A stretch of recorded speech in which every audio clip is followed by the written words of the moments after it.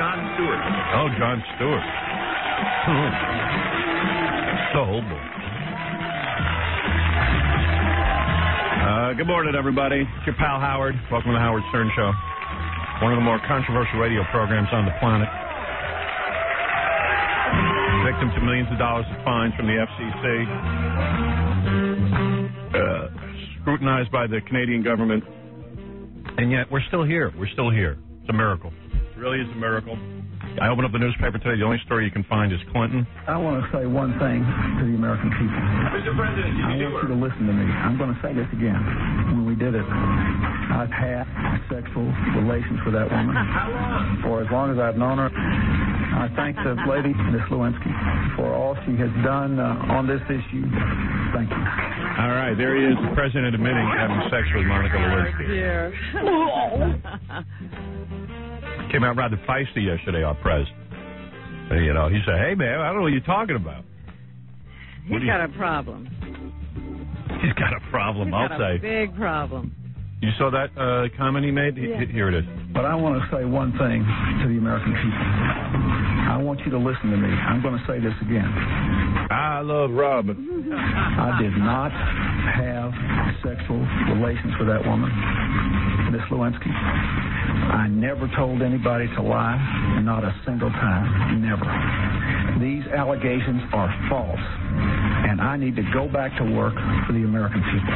So you're one of those people that think he's lying? I think there's no way to get out of this mess he's in.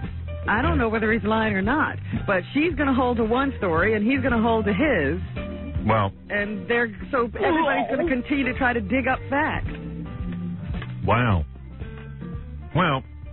That causes a problem. Wow. I like it. I like problems. I like problems when they're not mine. Sure. Yeah. Now, I'm okay with that.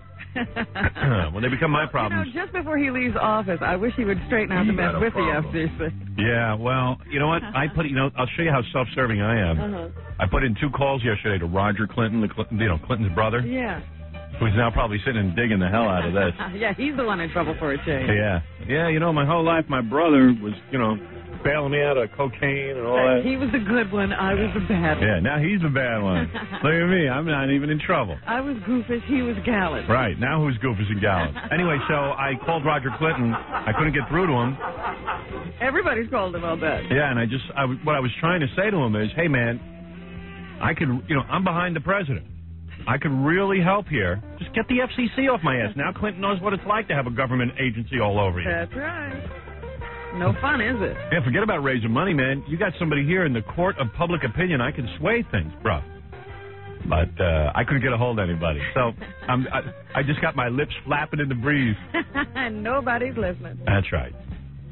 That's right. That's right.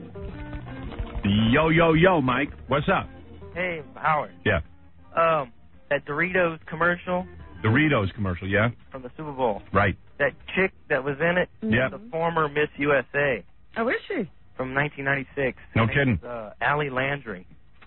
Yeah, Miss USA. Yeah, she's coming on the show. Oh, really? They called up yesterday, her publicity firm. Oh, they said, heard us? Yeah, they heard us talking about this girl and talking about what a piece of ass she was. And they said, hey, man, we'll bring her on the show. I said, yeah, okay. I said, it's probably not a lot to talk about, but we'll look at her for a couple of minutes. If she can do those splits and catch a Doritos in her mouth, we'll do that. Yeah, what we're going to do is me and Robin are going to throw Doritos at her and see if she can catch them with her mouth and other things. We'll start with the mouth. Yeah, very attractive woman.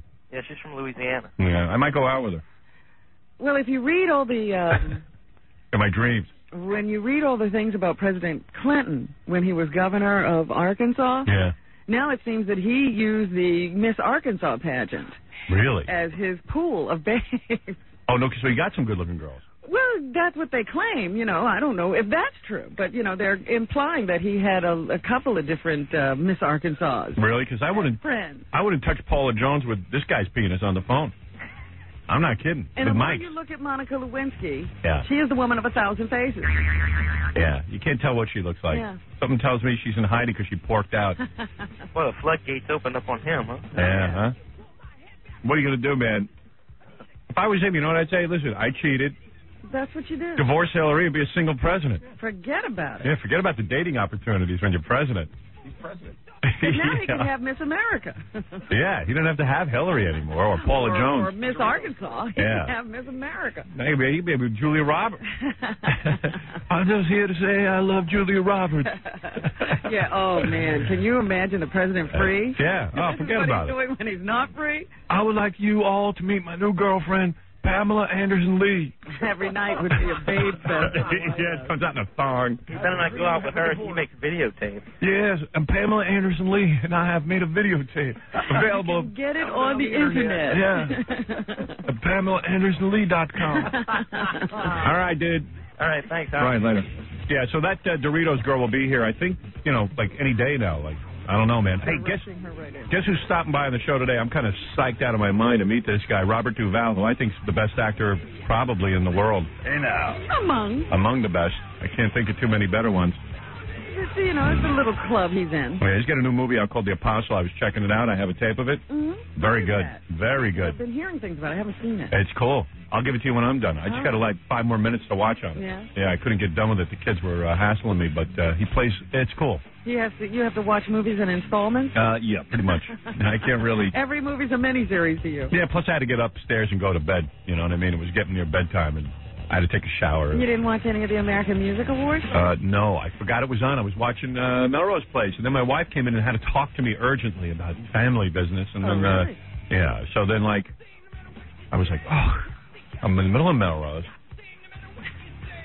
The stripper girlfriend on Melrose is like in a short dress, and my wife's talking to me, and then I turned that off and I remember the American Music Awards. And it was a big night, and I blew it. All right? There, so crucify me.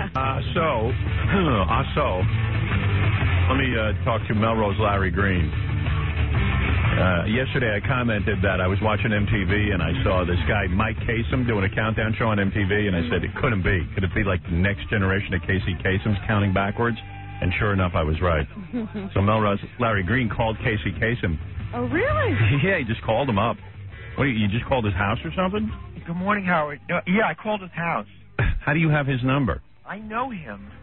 How do you know him?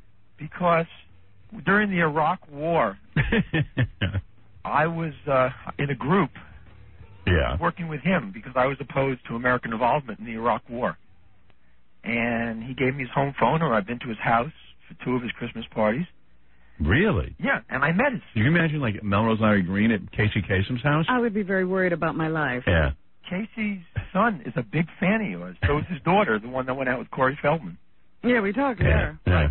So what happened? You called Casey up. I called him, and I left a message on his machine. It's like Ratso. He gives me, like, a number where he calls back. Right. So when he called back, I wasn't... But now he's got to call you back because you know where he lives. Right. Right. He called me back, and he left a message on my machine. Right. So the message said, Melrose, this is Casey Kasem. He gave his number twice. And, by the way, he told me that he didn't want me playing the message, but I could talk about the call. Okay. Oh, he did say that? Right. Yeah. Because I asked him. All right, go ahead. And he gave his number twice, and then he said, I heard about on the Larry Stern show. He did not call you Howard Stern. Yeah, that's good. He said, I heard about Mike. Yes, that was Mike. And Mike is working with MTV. Counting backwards. Right. And he's doing the countdown show, and he's in Singapore. All right. So that's it? No, there's more to it. And then he said he wanted a copy of it. He was going to get one from Video Monitoring Network. All right. And he repeated again, yes, he was in Asia. And what is he doing, a countdown from Asia? I don't know. I hung up on Melrose. I couldn't take it. Oh, I just wondered if you knew. No. That it I don't know. Tell. I don't know. He was dragging out that story, and Melrose loves to be on the air. Right, and he's just trying to increase his airtime. Yeah. By talking slowly. He's going to talk real slow and make me nuts. Yeah. Because you could tell the message was over, but Melrose was dragging it out. Robert. Howard? Yeah, we had all the information we were going to get. Robert, yes. Yes. Good morning. I wanted to wish you a very happy birthday and your birthday bash there. Thank you. No problem. Actually, that'll be this week. Yes. Gary has some confidential information, and who has confidential information? Gary does, and what basically, I'm a private person like yourself, and I just happen to be here in New York, and I thought maybe we would just hook up. And One of the things I wanted to let you know in regards to your private parts, that should have hit 9 figures at the box office. There was no reason why it didn't. I don't know who marketed it, but point blank, it should have no ifs, ands, or buts. And the reason I can make that statement is because I was involved with the recreation of a group. I took them from doing a small amount of albums. They were doing 250,000, and I was in the studio. And I made a prediction that it was going to do 40 to 1 odds, and the fellow thought I was totally crazy. But that is totally crazy. He's living in his own world, and things are happening there. I think he said he wants to get together with me. Yeah, he's a private person like you. Yeah. So maybe I should get together with him. You have my numbers, and let Robin know, by the way, I've been doing colonics on and off for 20 years. What's the group that you helped? Well, I brought in the studio, the engineer through that. 2 individuals came into it, and the band was called Fleetwood Mac. So you're the guy who put together Fleetwood Mac? Right. I see. I'm surprised I never heard of you. I'm a very private person like yourself. I see. Have you been behind other things? Yes, I have. I see. You going to give us a hint about any of those? I have some great birthday stories for you. I'm advised. You know this guy's living in a flop house somewhere. Maybe I should meet him in Central Park by the fountain. But, there you go. That's about it. I'll be dressed like a homeless guy. With birds on your shoulders. Well, if you want to get together in Central Park, I will. I mean, I don't feel comfortable getting together with you in private because I don't know you. No. Hey, a restaurant with coffee is fine. I see. Well, you know, maybe some of your magic could rub off on me. Oh, of course. Yes, I think we could be a magical duo. Yes, indeed. If you could do for me what you did for Fleetwood Mac. Oh, yeah. Hey, that'd be a walk in the park. Have you been friends with other celebrities? Pardon me? Have you been friends with other celebrities? Because I'm comfortable most with people who are friends with celebrities. Yes. Unfortunately, one of my friends here, that's why I really sort of picked out like you and like Robin is because one of my friends, unfortunately, was killed here in Manhattan. Who would that be? John Lennon. Exactly right. Yeah, I knew it. Yeah, I used to live in. I had a feeling. Yeah. In fact, boy. John and I met actually guy's wacky. in a restaurant. He came up to me and shook my hand and said, "Don't I know you?" Which I was. I think this is Hinckley on the phone. I wound up living in his home in Ascot, England. Yeah, sure. He's got a very, very beautiful home there. Yeah. All right, he climbed over the fence. But that was a very climbed in and tied up Yoko and John. It's one of those things when, being private, that you yourself are private. And I'm private and he's private. To know people. We're both private. Yeah, but you're on the radio. Who is not private? When you say we're both private, who do you know that isn't private? Right? Yeah, you can think of it that way, actually. I'll tell you, I'm having a good conversation with you. I wouldn't mind getting together for a cup of coffee. I'll be honest with you. You sound like a pretty cool guy. Plus, you're friends with Lennon and Fleetwood Mac. It sounds like they trust you. Why shouldn't I? Well, you probably know quite a few of my friends anyways from... like who? I don't know, Ozzy Osbourne, I'm sure he's giving me his resume of friends. He doesn't know anybody who's not famous. Yeah. Who do you say? They're people that became successful, that's all. I got to get rid of this guy. They're just people like the fellow that drives a cab. Right. I mean, whatever you want. Ozzy Osbourne's like a guy who drives a cab. Not my cab. Yeah. Some aren't allergic to success. And there's others. They're all attracted to him and his scary voice. And that laugh of his. Combo. He's so fascinated. All right, well, okay, man. I'll talk to you later. Got your numbers. Thank you, brother. Take care. God bless. Man. God bless you. Why didn't you have him come down here? Yeah, hang with the guy. No, you hang with him. I'll have him come down here when I'm gone. You can meet with him. Big Blackie. Yeah, did you know I'm the guy who discovered Slappy White? What? I discovered Slappy White. Oh, yeah, that's right. I forgot. All right, what do you want? I was watching Kathy Lee yesterday, and she made some interesting comments about cheating. About guys who cheat? Yeah. Thought you might like to hear one. Let me hear it. So many of the people passing judgment, you just wonder what's going on in their own lives, and what if they were taped or caught doing something, how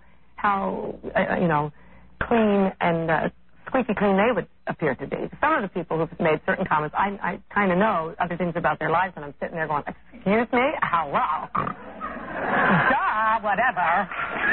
Oh, is she an idiot? Duh. Whatever. That's her Valley Girl. impression. Well, let's talk about that. All right. let's just wipe the slate clean about these late night guys, okay? All right. Okay. So down in Nappy, Don't live in a glass house. What did she say? Anybody live in a glass house or Yeah, something? live in a glass house. Oh, she blowing the lid off something? Well, she No. said one of the late night hosts has something that he needs to be quiet about. He needs not to talk about President Clinton, because if she let out the word about what he was really doing. Really? Who's she talking about? I didn't hear her say that. Yeah, she said. Yeah, she just did. What'd she say? She said some of these late night hosts, I know what their lives are about, and they shouldn't be talking about the president. Maybe they're fags. I think she's implying, but Jay Leno's the only one who's married. Well, at late night hosts, how many are there? There's Leno and Letterman, and then the black guys. But she ain't talking about the black guys. You know that. Well, maybe. Because the black guys, aren't they all? They have kids and girlfriends. Sinbad's not married. Everybody knows that, though, don't they? Sinbad's not married. He was married when he had children. Yeah, but he's divorced now. He's divorced. Keenan Ivory Wayans isn't married, but he's got a girlfriend. Got children, too. Yeah. I don't know who with. But he's not married. Come on, it has to be Jay Leno. Jay Leno's the only one who's married, and from what I know, Jay's a pretty straight shooter on that, but who knows? Maybe he's having an affair, so what? What is she maybe saying? Letterman's into the kink. I don't know. Letterman actually isn't. I mean, Letterman's weird, but I don't think when it comes to chicks, if anything, he's not enough into chicks. You never know. But he's not married, so it's fine. What's she saying? She's saying Jay Leno's cheating? Look, Marv Albert wasn't married when he got into all his trouble. Yeah, that's true. Yes. Well, I thought he might. I thought that was interesting. I think she's talking about Jay Leno, but I just like her Valley Girl impression. I think she's such a dolt. Whatever. Whatever. She's an idiot, and I know she thinks she's really with it. She's a maniac. I was hoping she would make a comment about the Death Bowl, but she didn't say anything. So now her whole rationale is that, like, Frank just got caught doing what everyone else is doing. Taping. Yeah. And on tape, so people ought to be careful with these tapes, because if they were taped, they wouldn't be so squeaky clean. Yeah. Just because Frank got taped doesn't mean anybody else can't. Thanks, man. And one other thing. Yeah. I got an interesting tape from Oprah you might want to hear. What is that? All right, check this out. Check this out.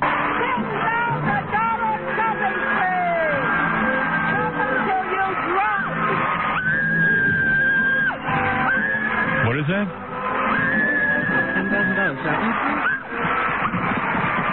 $10,000 shopping spree. Oh, she annoying. There's another one I wish they'd throw off the air. Never in your wildest dreams. Oh, Oprah, finally give me somebody something. New York, here she comes. I think that's Black Oprah. What the hell was that? What is that? She was giving away $10,000. It's the first time she ever gave anybody anything. And this lady just went ballistic in the audience. I tuned into Oprah the other day. It's like the Jerry Lewis telethon now. She just gets up there, and she's got some thing she raises money or something on the air. She's got like a charity going on where the audience has to get up like in church and give to the collection plate. Wow. And then afterwards she gets up and she goes, our Angel Network is really growing. Yeah, that's the Angel Network. Yeah, the Angel Network. And now what's going to happen is the Angel Network will be coming to a town near you, and then we got to get together. And like, it was like a half-hour telethon. No wonder those ratings are dropping. I mean, it was like, I can't watch it. Oh, my God. It's like, enough with the inspirational messages. Yeah, no wonder. I try to tune in every once in a while, but right away, when her preaching, I just bail right out. Please. And no wonder Jerry Springer's doing so well in the ratings. He's got no competition. People just want to have fun. They don't want to be preached to. What happened to Jenny Jones? Her, too? She does well. Yeah, but Jerry Springer just eclipses all of them, right? Well, yeah. Yeah, but Jerry's wild. Jerry's nuts. I mean, Jerry just gets people up to kill each other and beat each other up. He's funny, man. Yeah. Hey, how old are you now, Howard? 44. Oprah turns 44 this Friday. Yes. She's going to have a birthday party on her show. Maybe you can watch that. And pretend it's mine? Yeah, no, I'll be having my birthday party very soon. Really? This week. You're having a birthday party? I'll bet money on it. How much you want to bet? $1,000. I'll bet you $1,000. We're having a birthday party this week. We're not having a birthday party this week. You're saying we're not? I'm saying we're not. You're a liar. Oh, you don't want to take my money? If I know we're having it. Why don't you give me this $1,000 gift? Oh, be quiet, woman. I know what's going to happen this week. That's weird, this thing with the birthday party, because the station is saying that there might be a party. Right. These promos. There will be a party. Of course there will be. They're not throwing a party. They're not having messages. I will bet you that I'm not throwing a party. Well, maybe you're not, but someone is. Well, bet me. No, bet you that I'm not going to have a birthday show? A party. Well, there is. I have it on good authority. All right. Who are you talking to? God. There will be a birthday party. A birthday party. That's right. Let me say, King of All Blacks is a big pussy. Yeah, that's what you say when he's not here. Now you say it. That's right, you pussy. You're listening now. Why don't you say it when he was here? You calling him out? That's right. I'm calling you out, King of All Blacks. Yeah. Big pussy. I don't know. I wouldn't fight that guy if I was you. All right, Mike, you're on the air. Hey, what's up, Howard? Good morning. Yo. Good morning, Robin. Good morning. I just wanted to say yesterday, man, I heard what you said on your view about Clinton, on how you think that it's pretty much no big deal, you know what I mean? It isn't a big deal. It isn't. I think. But the guy said he didn't cheat on his wife? Well, yeah, that's what you're supposed to say. Even if he did, I mean, he's a great president. Hey, he's doing a good job. I mean, he ain't the greatest president that ever lived, but everybody's being pretty prosperous, and I don't see anybody else on the horizon. People voted for him knowing he's a cheater. They know that he fornicates with other women. He was, was pretty well known. And people said, you know what? We don't care. I know. First of all, as long as it's not in our faces, that's when people didn't care. Yeah. He has to go around with some girl who's going to talk to everybody, though. Yeah. He's got to find better chippies. Yep. I think it's all just a bunch of... Because you look at Franklin Roosevelt, I mean... No, please. But go back in history. Quiet. Yeah, well, they didn't have a media like we do today. Everyone's got a camera. Everyone's got something now. Franklin Roosevelt was having multiple affairs. I don't think it was multiple. I think he had one woman, didn't he? Well, until he found that one woman. He had to go through a few, huh? The guy was in a wheelchair and he was getting broads. His wife was a lesbian doing lesbian stuff. He was the best at keeping secrets because while he was president, nobody even knew he couldn't walk. Right. He kept that a secret, and I appreciate it. And the guy was a great president. Yeah. Was he a guy, and did he have to have sex? Yeah. Did you ever look at his wife? Of course. He was a total pig. Why did he marry her? And a dyke. Why did he marry her? Who knows? Maybe when she was young, she was hotter or something. And into men? Or maybe he married, or at least pretending to be into men, and then maybe, I don't know, maybe... I've seen pictures of her young. I could never figure out why you would take her as a bride. Maybe he was no looker either. I mean, he wasn't exactly a catch. Two wallflowers who got together. Eisenhower had a chippy, and he was impotent, right? Yeah. Yeah. You never even... He had an impotent... He was impotent and he had a chippy? Still had a girlfriend. You guys are too much. Yeah. Probably performed oral sex on her. Like those guys. Eisenhower? Yeah. Ike? Yeah, Ike. Ike had a girlfriend. Listen, LBJ had an extra bedroom installed right next to his Oval Office. Why didn't he put it right next to the big desk there? You know, that way he wouldn't have to waste time. And if somebody during his presidency had said to LBJ, do you ever have extramarital sex? He would have said, of course not. That's against God and country. But like I said, they went with women who didn't talk. No. These women still haven't talked. Back then you could kill women for talking. Yep. You know? Hey, but there's one more thing I wanted to ask you. Yeah. How are you guys doing out in the ratings out here in Vegas? We're number one. Number one? Yep. Because we had, that guy, Mancow? Manqueer, yeah. Yeah, he came on one of the stations up here about 2-3 months ago.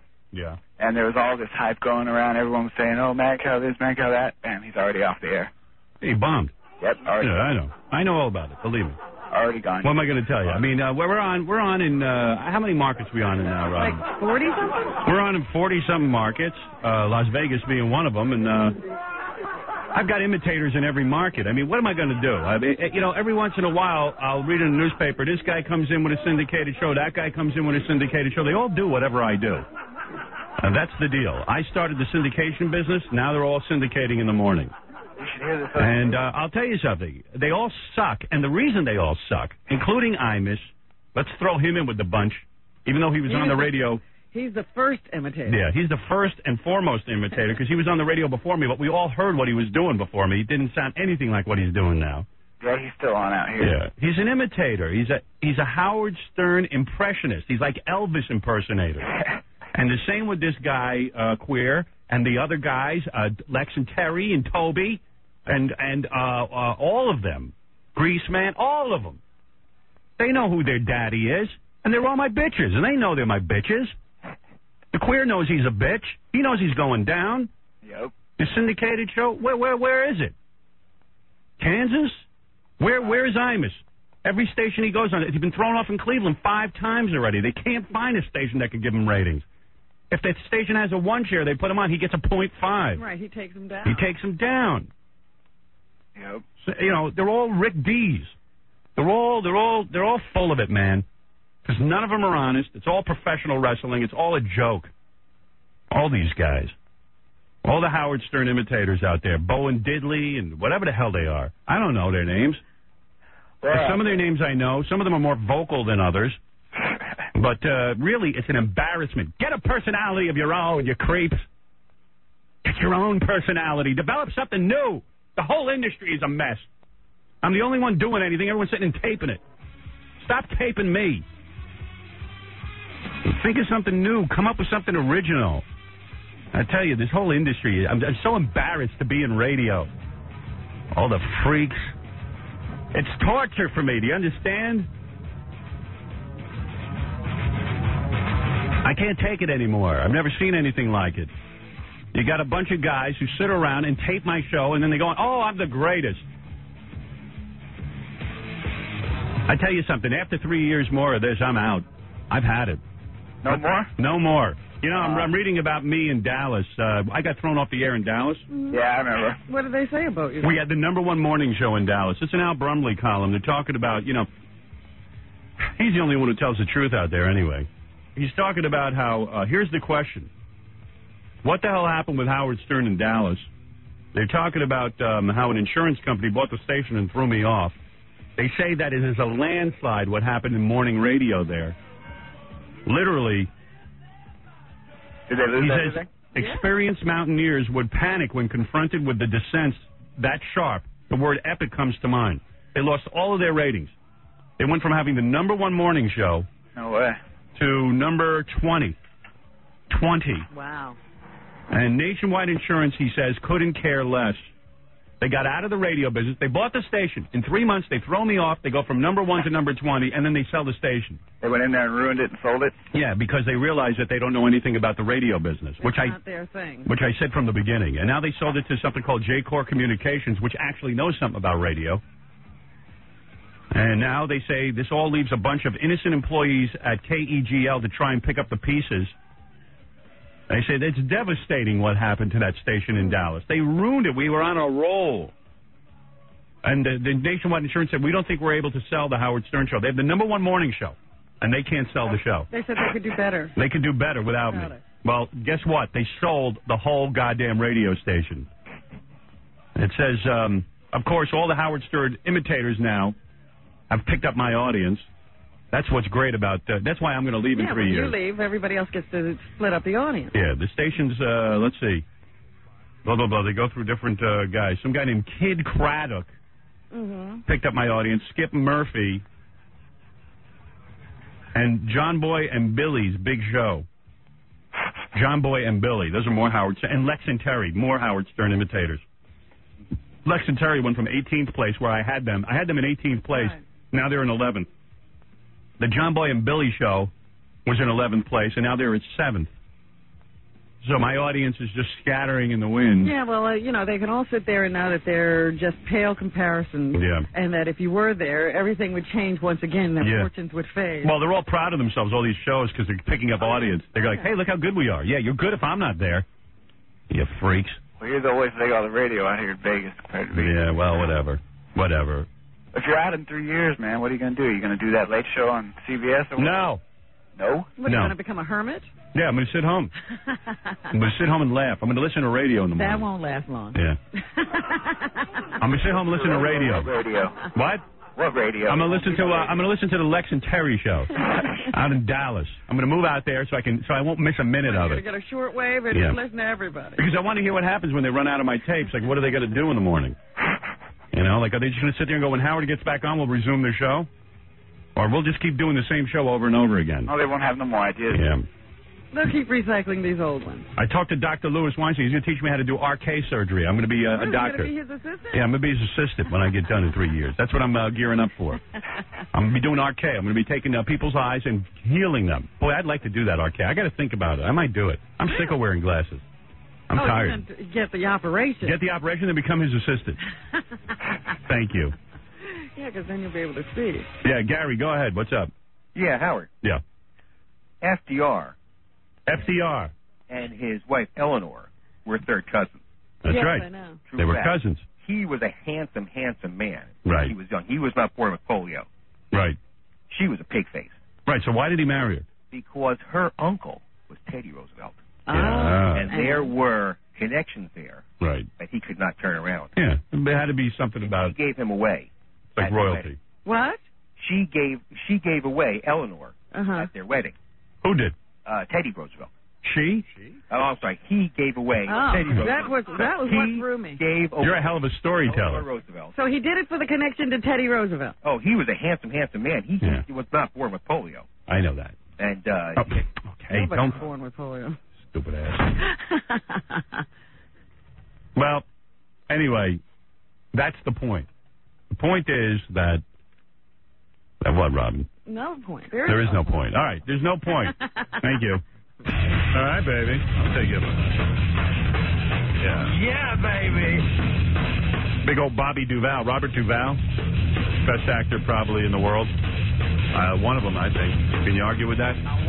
He's going to stop by today, which shocks the hell out of me. The only reason he's stopping by is because he made a movie called The Apostle. He put up $4 million of his own money. Didn't he write that himself? Yeah. Well, and very good. Did you see it? No, I haven't seen it yet. I think he directed it. He directed it.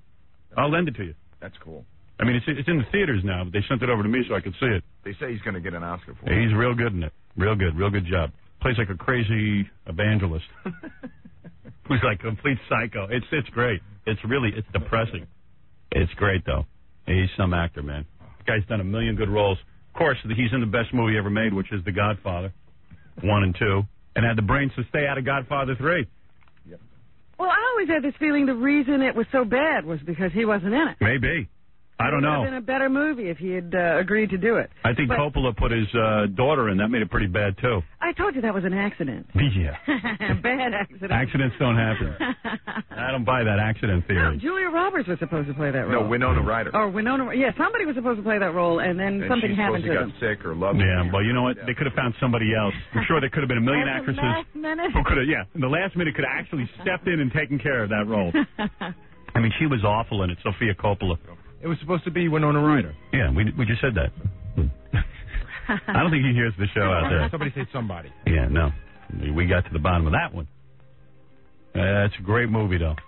Robert Duvall, Godfather. Oh, yeah. You're going to have some union problems. My client could make them disappear. Also, one of your top stars has just moved from marijuana to heroin. Are you trying to muscle me? Absolutely. Now, listen to me, you smooth-talking son of a bitch. Let me lay it on the line for you and your boss, whoever he is. Johnny Fontaine will never get that movie. I don't care how many Dago, Guinea, Wop, greaseball, goombas come out of the woodwork. I'm German-Irish. Well, let me tell you something, my crout-neck friend. I'm going to make so much trouble for you, you won't know what it is. The walls come a lawyer. I have not threatened. I know almost every big lawyer in New York. Who the hell are you? Hey, so we thought of something fun to do this morning. You know, Hillary Clinton's going to be on the Today Show. Yes. So we'll just play it live, and we'll make our comments. This is her first interview since this whole Monica Lewinsky story broke. Yeah, what are we doing now? What time is that? 7 o'clock, I think. 7 up straight? Yep. Oh, no kidding. All right, so in 10 minutes we'll have it. You don't have to tune somewhere else. We'll have it, and we'll goof on it. Hillary looks good, man. She definitely had some surgery. She did something. She's trying. Bill should notice what she's up to. You know what? It doesn't even help. He could care less. Cat's out of the bag, baby. Oh, boy. Hey, we got a big show today. We got Hillary Clinton on here. Robert Duvall. Robert Duvall. He'll be here. Who has a better lineup than that? We've got Gary Garver, who was outside the American Music Awards. He's got a whole bunch of celebrities he interviewed. Good. Yeah, we got a bunch of that. Say something. Yeah. They certainly weren't saying anything on the air last night. I heard it was pretty bad. It was totally boring. And Puff Daddy and Janet Jackson just lip sync? Yeah, you know, they come out and dance. They're dancers. They're not musicians. Yeah, they dance to their other songs. That's what I would do if I was on the American Music Awards. I would dance. I could do the American Music Awards because I would dance, too. Yeah, but people love my dance. I'm like a big Tommy Tune. You know, just play a soundtrack, and I'll be out here dancing. All right. What's your name, Corporal? Absolutely, sir. Remember this scene? This is Robert Duvall in The Great Santini. He goes into a bathroom. This is one of my favorite movies in the world. He goes into a bathroom, and there's this soldier in a stall, and he just grabs this kid from underneath the stall. He grabs the bottom of his pants and drags him out of the stall. Actually, do you realize that several Marines were killed by the Japanese at Pearl Harbor while taking craps? No, sir. A fighting man must be vigilant to surprise attack no matter where he is.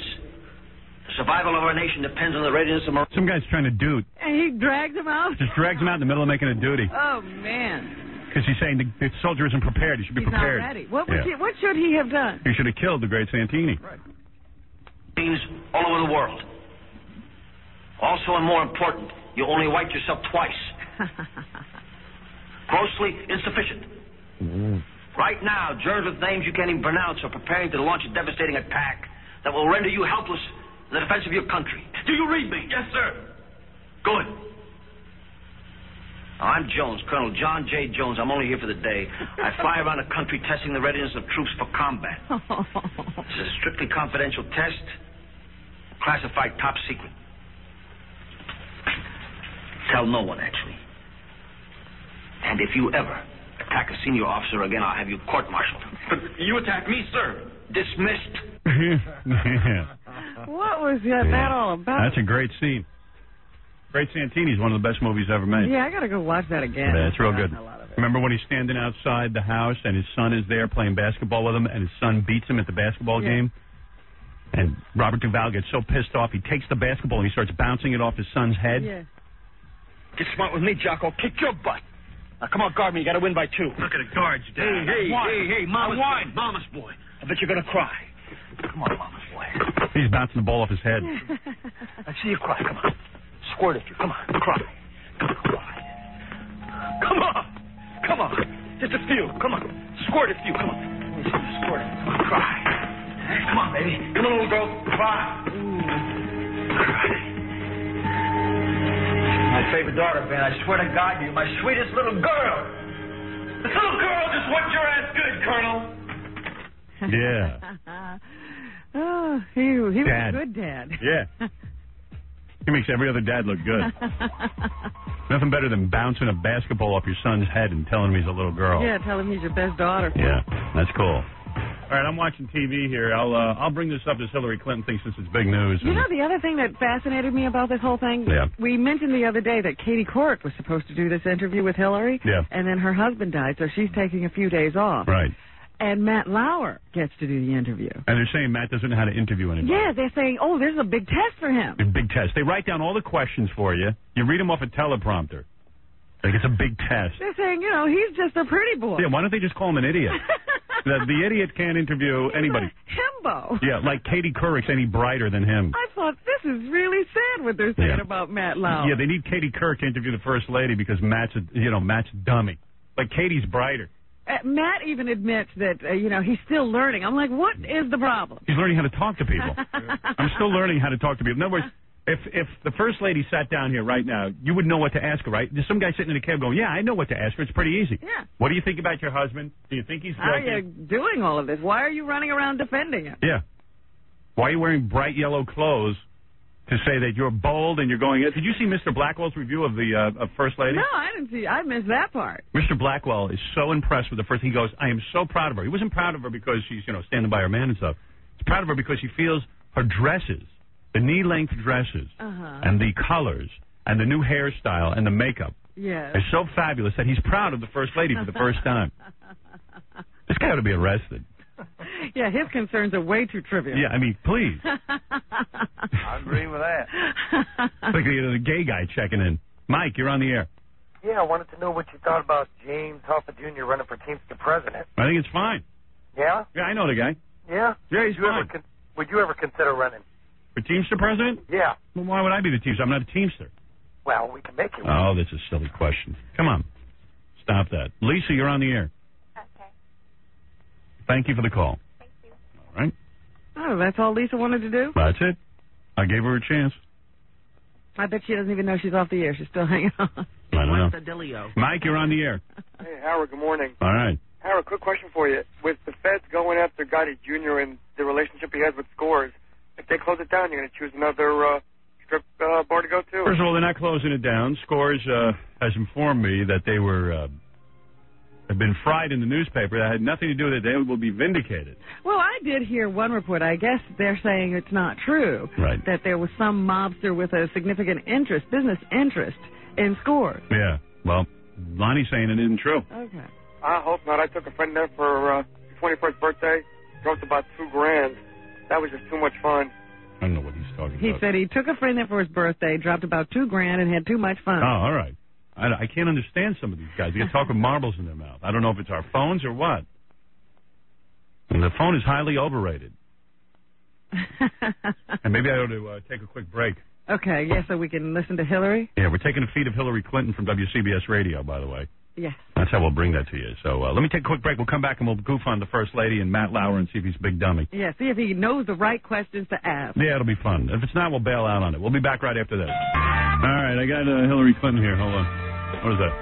In these cases is just to be patient, take a deep breath, and the truth will come out. But there's nothing we can do to fight this firestorm of allegations that are out there. But he has described to the American people what this relationship was not, in his words. Has he described to you what it was? Yes, and we'll find that out as time goes by, Matt. But I think the important thing now is to stand as firmly as I can and say that, you know, the president has denied these allegations on all counts, unequivocally. And we'll see how this plays out. You know, I guess everybody says to me, how can you be so calm, or how can you just, you know, look like you're not upset? And I guess I've just been through it so many times. I mean, Bill and I have been accused of everything, including murder, by some of the very same people who are behind these allegations. So from my perspective, this is part of the continuing political campaign against my husband. To the best of your knowledge, Mrs. Clinton, has your husband ever given or received gifts from or to Monica Lewinsky? I am not going to comment on any specific allegation because I've learned we need to put all of this into context, and it will be put into context. And anyone who knows my husband knows that he is an extremely generous person to people he knows, to strangers, to anybody who never... Not to me. Won't help me with the FCC. His behavior, his treatment of people will certainly explain all of this. When you say he's a generous person, so it is possible that he has given gifts to Monica Lewinsky? I think it's possible, of course, because if you know my husband, you know that he is somebody who will, you know, say, Matt, how would you like this? I mean, I've seen him take his tie off and hand it to somebody. So that wouldn't be a behavior that would be unusual for him dealing with an intern in the White House. Dealing with anybody, Matt. I mean, seriously, I've known my husband for more than 25 years, and we've been married for 22 years. And the one thing I always kid him about is that he never meets a stranger. He is kind. He is friendly. He tries to help people who need help, who ask for help. So I think that you give strangers anal sex, right, Robin? Stop a minute here and think about what we're doing. And it's not just what we're doing in terms of making these accusations against my husband, but I'm very concerned about the tactics that are being used and the kind of intense political agenda at work here. I want to talk about Kenneth Starr in a second. Before I get to him, let me just ask you, do you know Monica Lewinsky? No. You've never met her? I may have. You know, there are hundreds and hundreds of young people who serve as interns. And, you know, we have dating pool for them. We take pictures with them. But unless they work directly in my office, I'm not likely to meet them. Did Evelyn Lieberman, the former deputy chief of staff, or any other White House staffers, Mrs. Clinton, ever come to you and say, we may have a problem with one of the interns at the White House, and mention Monica Lewinsky by name? No, that never happened. So these charges came as big a shock to you as anyone? And to my husband. I mean, you know, he woke me up Wednesday morning and said, you're not going to believe this, and I said, what is this? And so, yeah, it came as a very big shock. Oh, man, you woke her up first. But I want to tell you what's in the newspapers.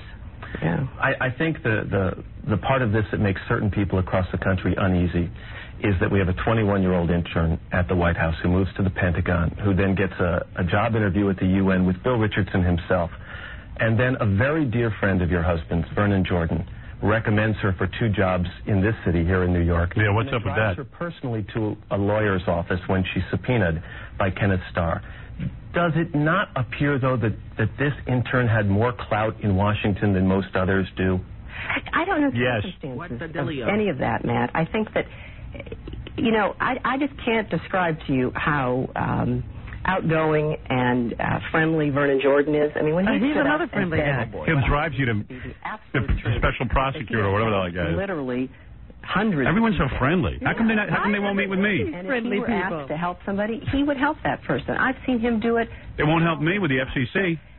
I guess I know the people involved. I know them personally. I know them well. I've known Vernon longer than I've known my husband. So when people say there's a lot of smoke here, your message is where there's smoke? There isn't any fire. Because think of what we've been through for the last...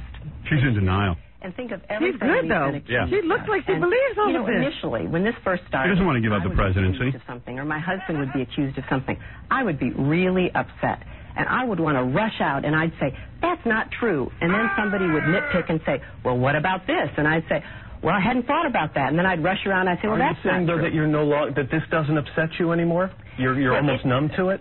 It's not being numb so much as just being very experienced in the unfortunate, mean-spirited give and take of American politics right now. So having seen so many of these accusations come and go, having seen people profit, like Jerry Falwell with videos accusing my husband of murder, of drug running, seeing some of the things that are written and said about him, my attitude is, we've been there before, we have seen this before, and I am just going to wait patiently until the truth comes out. So if what you have heard is something you can believe, and if what the president has told the nation is the whole truth and nothing but the truth, right, then you'd have to agree that this is the worst and most damaging smear of the 20th century.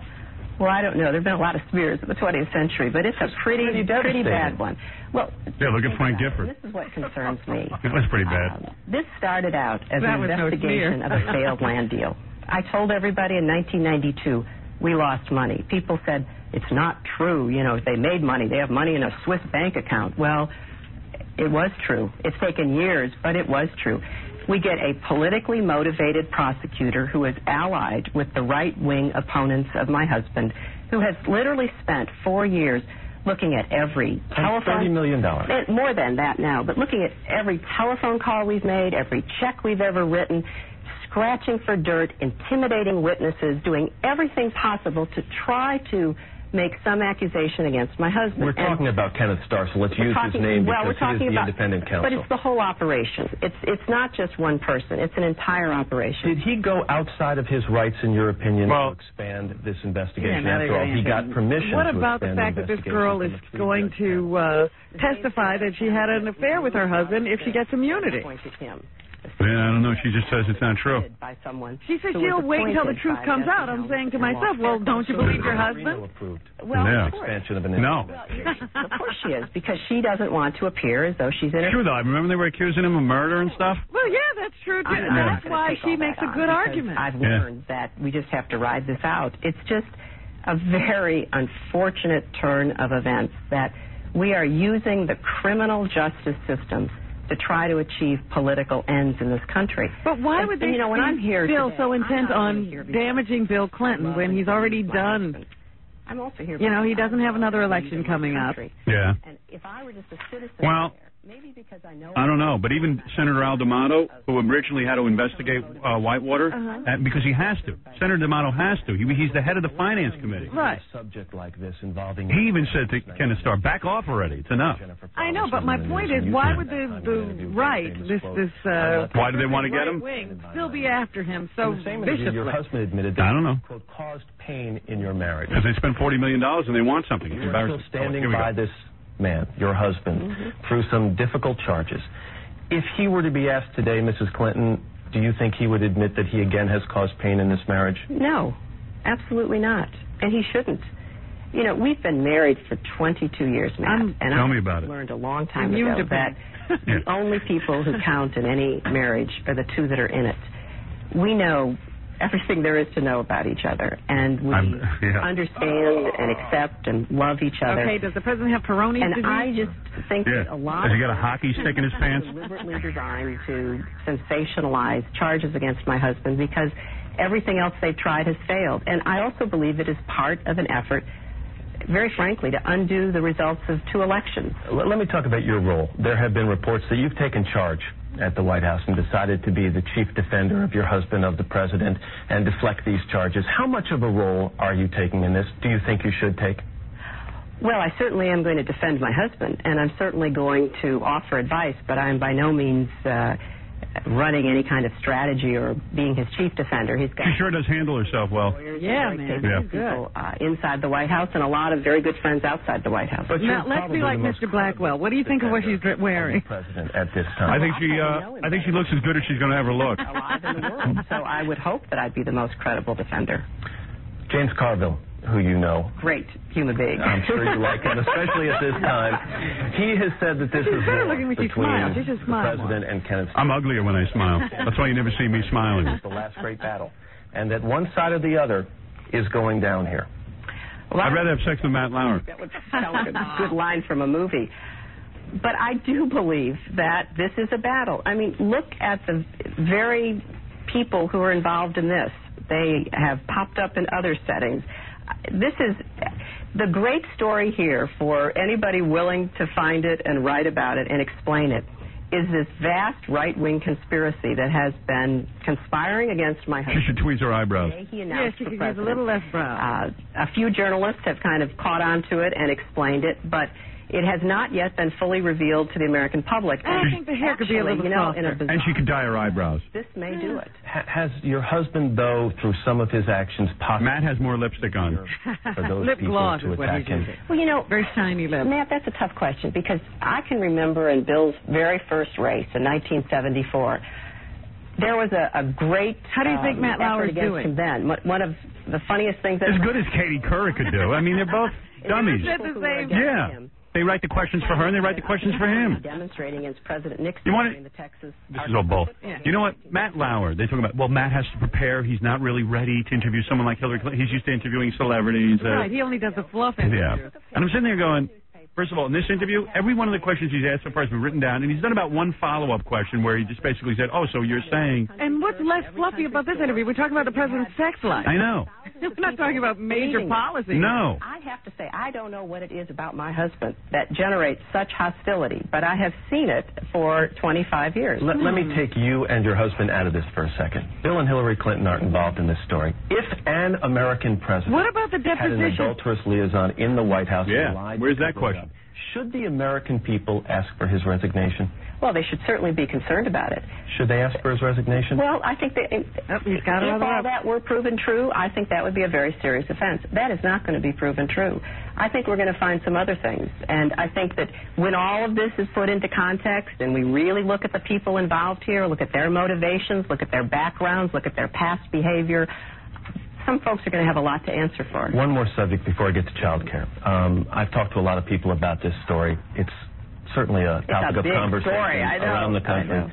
One of the comments I hear a lot, Mrs. Clinton, is, how's Chelsea handling this? Oh. It's not easy being a freshman in college anyway. Right. She's like, yeah. I thought he was coming up with something bad. Like, how about your husband admitting to having an affair with Jennifer Flowers when he, where is that question? Accusations. Get her in here. Especially like this. And with such Matt should really model underwear. Let's be honest. It really does affect your whole family. I mean, it's not only my daughter, it's my mother, it's Bill's stepfather, it's our brothers. Who cares about them? Yeah. All of us. How often do you talk to Chelsea about it, or have you? We've talked a lot. And what about poor Roger? Bill and I talked to her a lot. Does she offer any advice to you? It's usually the other way around, but has she offered you any advice?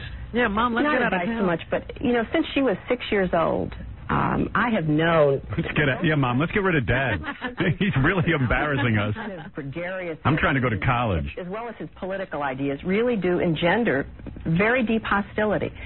So I was telling Chelsea when she was a child that this is I don't know. Happen, and it's very unfortunate. I honestly wish if people had political differences, if you don't like his stand on something, fight it out on that. Don't try to destroy somebody personally. So I have told her that this is the kind of thing that would happen, and she has seen many, many examples of it in her very short life. So it's not a pleasant experience, but it's given her sort of the grounding to be able to see what this is and get through it. You think Chelsea's gotten sex yet? Yeah, I'd like to talk about the State of the Union and not only child care, which I'm very excited about, but also some of the possible programs for the millennium. You should ask her if she's had any work done on her face. Yeah, really. She's looking awfully good. Well, the child care proposal has been, I think, well put out there, and we're getting... Well, fabulous. That's it. Now it's boring. Yeah, now they're talking child care. But who cares about that? Who cares about that? Yeah, I'm interested in that subject. I got 3 people doing child care in my house. I don't think that's what she's talking about. You're not going to get any aid. Yeah, I'd like a subsidy. You know what kind of money I'm spending a week? I got like 3 housekeepers in there taking care of 1 5-year-old. Forget child care. What about us with horses? We need horses. Help. What are you talking about? I have to pay money for people get out to take of here care with of my that. horses. No, I don't even want to hear that. I'll throw you right out of the room. Horses? Can I get some help? No. Horses are meant to run free. Hey, you know... so are your kids. Yeah, that's what they tell me. My kids complain that I'm overprotective. You are. Yeah. How do you know? You're not there. You've been since they were children, since they were babies, so I wouldn't imagine you've changed. And my wife's overprotective, too? Yes. Oh, okay. Well, that's good. Hey, so, I don't know, man. Matt Lauer is a himbo. Matt Lauer really should be modeling underwear. Really? He really should. That's what he'd be good at. I mean, that was... Yeah, he's good at dating models. Yeah. Oh, that he was probably up all night, not preparing for his interview. But no, the obvious question to ask is, what happened with Jennifer Flowers? Yeah. They are now saying your husband... Are you still sticking to the That's story? Right. Your husband claimed then that Right. he did not have an affair with Jennifer Flowers. Now we hear in the deposition that he did. Yeah. Why should we believe him now? As parts of our past. It's interesting in listening to you talk that when you deal with the allegations against the president, you refer to him as your husband. Right. And when you deal with issues in the State of the Union address, you talk to him and refer to him as the president. Because he's two different men. Wow, Matt figured that out. You know, I'm going to ad-lib here. I'm going to go off these cards because I've observed something. You say the president, and then you say...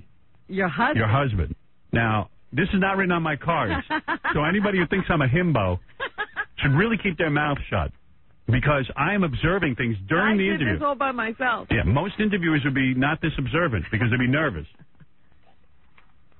Where's the questions like, did Bill Clinton ever get any sperm on any of your dresses?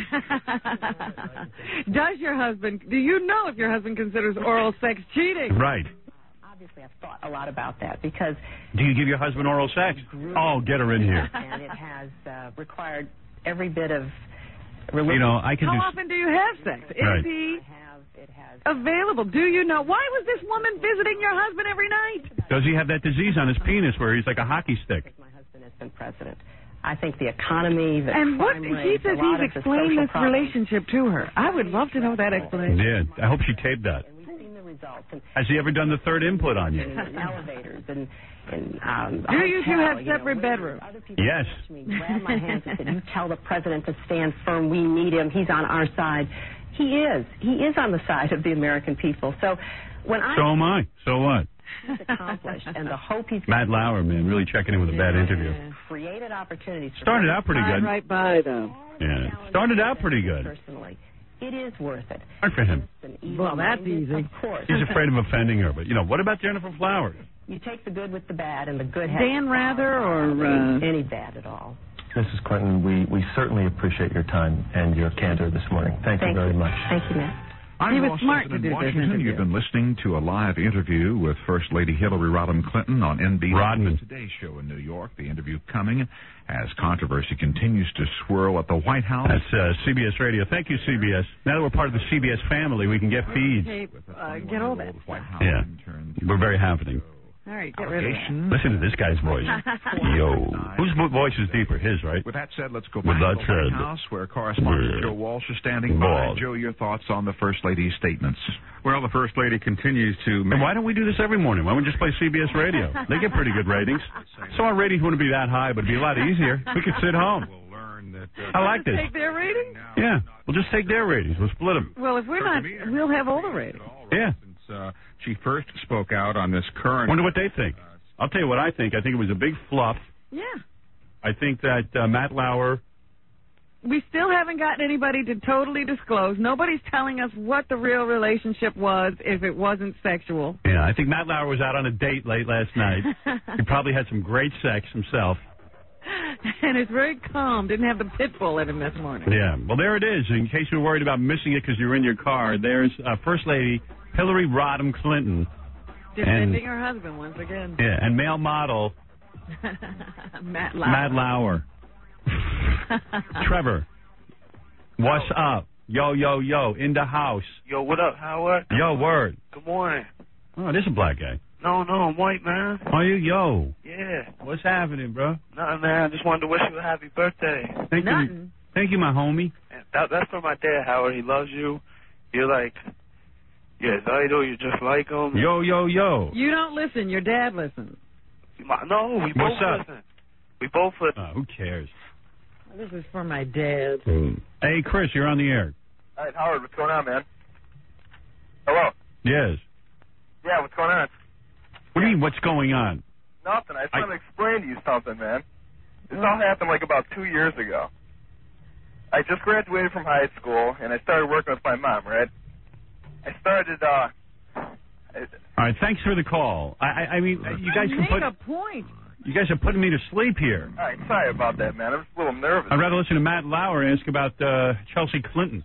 Yeah, I hear that, man. Yeah. All right, but anyway, Howard. Yes. All right. I get my mom listening to your show, right? I don't know what show it was, but you had a lesbian on the air, and she like starts getting real interested in it, right? Like I could just tell she liked the subject a lot. Okay. So I don't know, like about a month after that, I come home one day and I see some full blown, like, I mean, it's totally obvious, like it's full blown like dyke in my house, right? And I'm standing there and I'm like, all right, I your can't mom take it. had a lesbian affair? Yeah. Good big deal. Lord, why can't you just say that? I hung up on him. It doesn't matter. Please. Oh. Police. I can't take it. I'll try one more phone call. And then you're bailing? And I'm bailing because I got a lot of stuff to play for you today. And also Robert Duvall's coming in, which is really quite remarkable. Because he's like the best actor. Who's a better actor than him? I would put him right in the school of Robert De Niro and Marlon Brando. Yeah. And he has to come in here because he did something really crazy. He put up $4 million of his own money to make a movie. I wondered why he was doing Yeah, I mean, so he's desperate. That's the only reason he's coming in. But he keeps doing things like this. Yeah. But it's cool, man. The guy's 67 years old. He probably said, I got a lot of money. Why not put my own money into a movie? What about his kids? Don't they need an inheritance? You got to start thinking about things like that. They probably got enough. He's probably a little like the great Santini. He's like, hey, screw him. Yeah, I need my money. Hey, Robin. Yeah. Good morning. Robin, is that your friend who won the beauty pageant is wanted for attempted murder and kidnapping? What? What? Is that your friend who won the beauty pageant is wanted for attempted murder and kidnapping? No, not to my knowledge.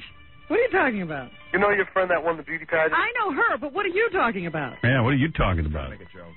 No. Get out of here. What a dick. Robin's wanted for attempted murder. And kidnapping. Yeah. Ahmad, go ahead.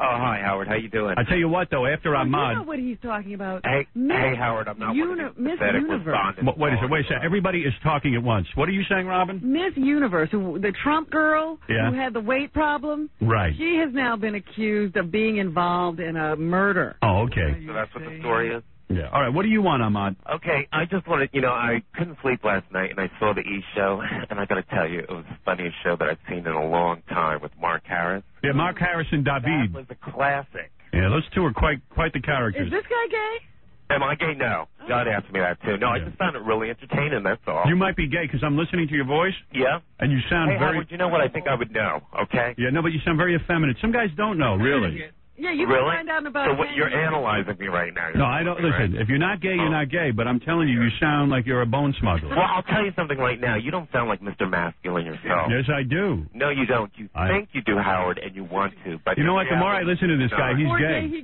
You are so gay, Ahmad. And why don't you face it? Have you ever made love to a man? Be honest. No, I haven't. Have you ever thought about it? Nice voice. No, but I thought of making love to Robin. Now, this I'm very attracted to I've Robin. never heard a man talk like this. No, I haven't either. When I was in college, I knew a lot of guys who were very feminine. They had girlfriends and stuff. Yeah. And everyone knew they were gay, but they didn't. Yeah. Or they thought that they weren't being discovered. It's called denial. Yeah, and you're in denial. No, I'm not in denial. Okay, whatever. So tell me something. Am I white, black, Spanish, or what? Ahmad is white. Ahmad is white. No, he's black. No, he's white. Robin, you're very smart. He's white. You're on key. Then that makes it even more apparent that you're gay. No, I'm white. You're a black gay man who sounds like a white man. You're saying that black men they can't sound white? If they do, they're gay. No, don't generalize. No, whatever. Talk about education. I grew up around a lot of whiteys. Okay, whatever. All right, Ahmad. But anyway, it was a good show, and it made me laugh. It was fun. Thank you. Okay. I think you related to it. I relate to a lot. You know, David said he's not gay either. Even you. Yes, David had that same story. Yeah, he said, I'm not gay. No, I'm not gay. Yeah. But he had sex with Mark Harris. Oh, no, Mr. Yeah, well, he did. Well, I think that kind of adds a different tune to it. All right, Ahmad. Thank you. I'm glad you enjoyed the show. I'm glad you enjoyed it. Yeah, it was fun. Yeah, good. All right. that guy is gay. That would be my guess. How long before he calls us back and says we were right? Yeah, within the next 5 minutes. By the way, you can win a Private Parts movie theater lobby stand-up. I don't know how you're going to win it. We have a bunch of contests and stuff. In fact, I've got about 4 of them. But when I come back, I want to play you these interviews out in Los Angeles. We sent Gary Garver over to the American Music Awards. Yeah, our Hollywood correspondent. Yeah, I hear these are pretty funny. You like this. Yeah.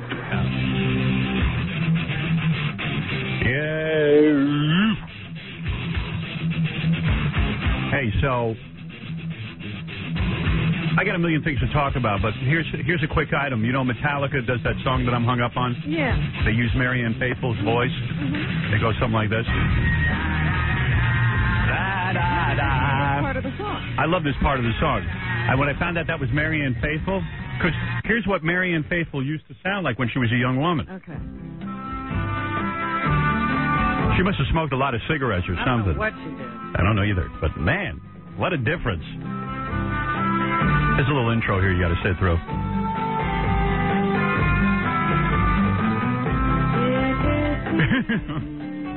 Can you believe this is the same woman? I smoked a lot of cigarettes and my voice is way deep.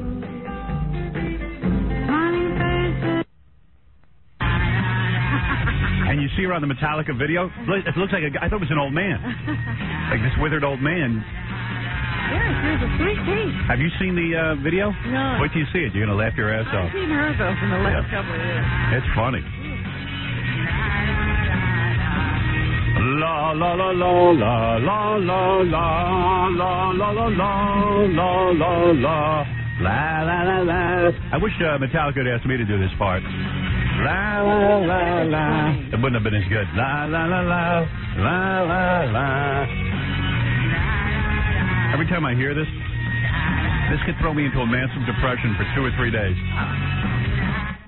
I had it on in my office yesterday. It's really quite melodic, but the way she sings it, it sounds very strange. La, la, la, la. Yeah, that's what's cool about it. It works. I love it. Because I was humming it the other day. I said, that's really quite beautiful. La, la, la, la. Metallica makes beautiful music. I want to say one thing to the American people. Mr. President, I want you to listen to me. I'm going to say this again. When we did it, I've had sexual relations with that woman. How long? For as long as I've known her. I thank the lady, Miss Lewinsky, for all she has done on this issue. Thank you. Robert Duvall's coming in today also, which amazes me. Gary goes, you want Robert Duvall in? I go, what? What's he thinking? Whoa. Come on. Guys like him aren't supposed to come on this show. Don't pull my chain. Yeah. He said, no, he put $4 million of his own money into a movie, The Apostle. So I said, I'm on. Guy was in The Godfather, greatest movie ever made. Yep. Hey, Sean, my tattoo guy's on the phone. Hey, dude. Hey, what's up? I tried to come see you Saturday. Oh, I'm sorry, dude. I was down in North Carolina. You were at some convention? Tattoo convention. I was working at a convention down there, even though I got snowed in St. Louis and wasn't able to make it. He's going to have you do a little work on me. Hey, I'm ready. Anytime you are, man. All right, I'm going to come down there. I'm going to check you out. Okay, whenever you're ready. Hey, go ahead, plug your place, man. Hey, man, I work at Sacred Tattoo. My name is Sean Vasquez, and I tattooed Howard Stern. Yeah, the whole time he was tattooing me, he's like, I'm tattooing Howard Stern. I go, dude, mellow out. It was, totally unbelievable, man. I go, Sean, mellow out, man. Yeah, make sure you don't make a mistake. Yeah, right. Keep a steady hand, bro. Guy's like, I'm tattooing Howard Stern. Jumping all over the place. Yeah, I said, you just sit in your chair and mellow out. Because, I don't want any mistakes. This has got to be on my body permanently. That's right. Yeah, man, I'm heavily into ink. Right on, man. I hear that. Yeah. I was looking at last night on the American Music Awards. They had some little videotape of the Spice Girls doing something. Yeah. And it looks like Sporty Spice has gotten a bunch of tattoos. Yeah. Meanwhile, Scott Einziger, our E-producer, he's sporting a new... he went out... he got a tattoo? Ever since I went and got my tattoo, everyone's going out now and getting tattoos. Where is he? And he got a girl's tattoo. What did he do? What did he get? He got one of those armbands, that's what Sporty Spice has. Yeah, he has what Sporty... He's like Sporty Spice. Hey, Einziger, why don't you come in here and show us? He's going around showing everyone them skinny little arms. Come in here. He got one of the... I always think that's kind of girly, the one with the full circle. Yeah. What, he's not here? He's on his way here, but... What's his story, man? He's getting later and later. Howard, you're starting a phenomenon. Evidently, I am. But the report is it looks like barbed wire, like Pamela Anderson. Yeah, he got a Pamela. That's what I heard. It was barbed wire. Oh. It's like he's Pamela Anderson. I don't know what he's doing. Like I didn't get a good look at it because he showed me like really quick. It looked okay, but there was a lot of like swirly things around. I know. Yeah, well, look, you shouldn't talk about a glider. Yeah, I mean, you got the worst tattoo I've ever seen. Well, don't talk, dude. Oh, but you think mine's bad? I don't know. Well, you guys are back there debating. Why don't you say it to my face? I'm not debating. I've heard a lot of chicks say they dig my tattoo. Well, I've had a lot of chicks say that about mine. Oh, God. Bull. Howard, you just Robin. This dude, like more tattoos. No, this dude. Hey, you Sean. should see this thing. He's got a little arm with a huge cross. He's got it. First of all, he's a small guy. He took his entire arm and put one big giant cross. That's crooked. Yes. It's crooked. Not if I lean. As long as he's happy with it. He is happy, and then he's got a. He can't do anything about And what's the thing he got in the middle? A glider? A glider. He's got a glider. It's my glider. And the glider. I have two gliders. And the glider. My garage in one of my arms. The glider looks like two cartoon hands holding each other. I'm gonna fix that. Yeah, you should. Why don't you go down and see Sean, man? He'll fix that up for you. I need someone. Up for him. All right, cool. Maybe he could laser that thing off and start over again. You can start a new business. Whitewash it. This guy Sean, man, he's got two small Celtic knots at the base of my teeth. Yeah, I mean, you got to see this guy. I mean, he's got like, you ever see those African guys who've got those wooden blocks in their ears? Yeah. Like the big wooden circles? Sure. He's got that too. Stop it. Have I seen you? He's a total freak. I seen some chick the other day. She had the inside of her lip tattooed. Yeah, they're doing that now. Oh yeah, that's common. Yeah, they do a lot of that, but a lot of guys won't do it because they say it gets erased. Yeah, this is the third time she's done it. Yeah, the enzymes in your mouth kind of take the ink out. Really? Really? Hey, Sean, would you do the inside of lips? Sure, no problem. I He'll did do an it. Elvis on a friend of mine from the studio. Yeah, he wrote Elvis on some guy's lip. I saw it actually. Elvis. I would put F-U in there. Yeah. In my mouth. It's a pretty wild place, I'll tell you that. Yeah. People doing all kind of weird stuff. Jay, how's Ralph doing? Ralph's not coming back. Still whining. Ralph is such a pussy. He hasn't even talked about it anymore? Well, he says he wants to get some more ink, but he's not specific about the day, because I said, well, I'm going down to see Sean on Saturday if he's around. How can he go through it again? I don't know. He says he can. Depends. Oh, I know he can. I want one of those little, that pinky ring thing. Pinky ring thing? Oh, right on. That little symbol. That little symbol, you know, like you got? Oh, please, come on down. We'd love to do That's what I want you to do to me. Oh, Does that mean you're in some kind of a club? Yeah, that means we're in a club, a biker club. I don't know if it's so much of a club or just much a dedication to kind of working at the place. Yeah. See? Oh. So you'd be like a worker. Well, you'd be part of the scene. A lot of tattoo guys have that thing on their pinky, but I like it, so I want it. I want it. It's all yours, Howard. I'm proud to give it to you. How long does that take to get? 5 minutes. 5 minutes. Dude, how addicting is tattoo? Like, when you get a tattoo, you want, like, so many Don't more. you dare try to bond with me. Well, I'm not trying to bond with you, but, like, it's true. I didn't even understand. How addicting. How addicting. How addicting. I didn't say that. I said how addicting is the do? I thought he said a dirty word. I said, what the hell? So he said, how addicting is it to do? How addicting is it that do? Yeah, hey, Sean, when this guy Gorilla comes down to see you, he's not on drugs. It's just he doesn't know how to talk. Right? No, I probably will be on drugs. Let the guys in front know. It's so addicting. Where's your place? Addicting. It's so addicting. Where's your place? I'm down at 365 Canal Street. And he's all the way down in the city. Cool. All the way down. In the city. Oh, Ghoul. Ghoul. So, Howard, will I see you this weekend? Yeah, maybe I'll stop by this weekend. All right. All right, I'll give you a call later. All right. All right, Sean, later. All right, thanks, Howard. Bye. My do guy. How addicting is it? It's so addicting, you have no idea. It is so addicting. You just want more. I'll be honest with you, I'm not addicted to it. But you are. You should hear yourself. No, I just like to get another one. No. Let's get back to it. He was about to tell you that you had a bad tattoo. Why are you backing down now? Yeah. I didn't say you had a bad tattoo. I haven't figured it out yet. Like, it's just, it looks like a 7 with a swirl. I'm just It's a symbol of my birth sign, that's all. But I thought you weren't into, like, that whole horoscope thing. I'm not, but I like the idea that it was a symbol that I enjoyed looking at. Well, all right. So I'm not into the horoscope thing, but I looked at it. All right, I said, well, if hey, you like the symbol, then that's one thing. I said, the symbol looks nice, and hey, guess what? That happens to be my birth sign, so it makes sense. All right. At least it's on straight. That's not. You were about to say something. No, I didn't say. Well, he was making fun of mine. I said, well, dude, you've got a cross that covers your entire arm. Crooked cross. And it's crooked. It's not that crooked. And it's got cartoon hands on the cross. It's not that crooked. Mickey Mouse. All right, it's like maybe 2 degrees off. And you know what? If you'd done like a smaller cross, you know what? I should have done maybe it smaller. some. You know what? There's nothing I can do about it now. It's too late. You know what? I'm not going to bum you out about your tattoo anymore. Thank you. What? You know what's really funny? Do you remember when John had his own radio show? He had that assistant. Yeah. We had him on the show one time. The guy who had a nose job. I mean, he's just the guy that hung around here. He's the one who designed Grillo's tattoo. Well, he didn't know. I told him what I wanted, and he drew a couple of things up that I gave to the tattoo artist, and he modified it. It's my concept. Yeah, but the guy's an artist. Did you ever see the stuff that he drew? Yeah, we see it on your arm. Yeah, we see it every day. It's not the exact. It's not the. And we'd like you to cover it. It's my Zizbin Jabal. Right. It's not the exact thing that he drew, but first of all, the guy was a great artist. The guy used to draw is like.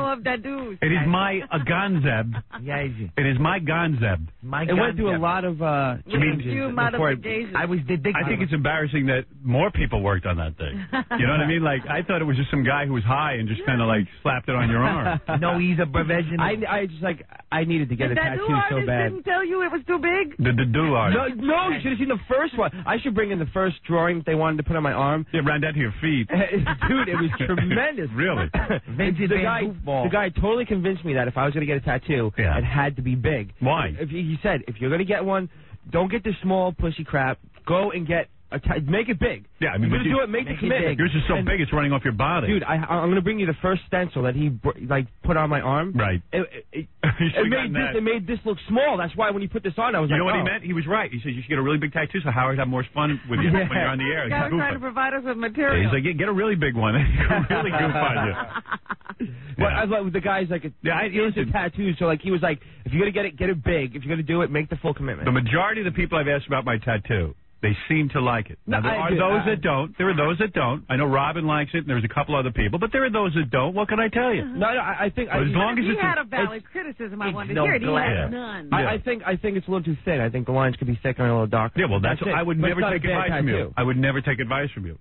I'm not offering but you're asking me my opinion. Yours is thick. Yours is thick. There's like no my doubt. head. Yours is definitely a thick tattoo. There's no question. You definitely got to think that too. Hey, where's that new song? Somebody wrote a song about Steve Gorilla. I want to play that. Yeah. It's good. About him going out to California to become an actor. When are you leaving? February 13th is my last day. He's leaving the show. And you know what? He doesn't even want to leave the show. I know. You know what he did? You really backed yourself into a corner. Can I get into this for a second? I did. Yeah. He's stupid.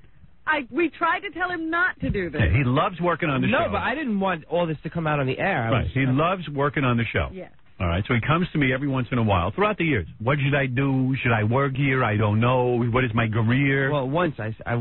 Okay, many times. He goes around asking people all the time. All the time. Right. So he comes to me and he goes, I don't know. I'm at a crossroads. My girlfriend's going to California. I want to be an actor. Well, but is this before the letter or after the letter? Who knows? I don't remember the history. So to make a long story short, I say to him, okay, if you want to leave, when are you leaving? And he finally gave us a date of like, what, January? The end of January. The middle of January. I was told there was no pressure and that... Middle of January. So we all quickly hired someone else. We had somebody else started. Right.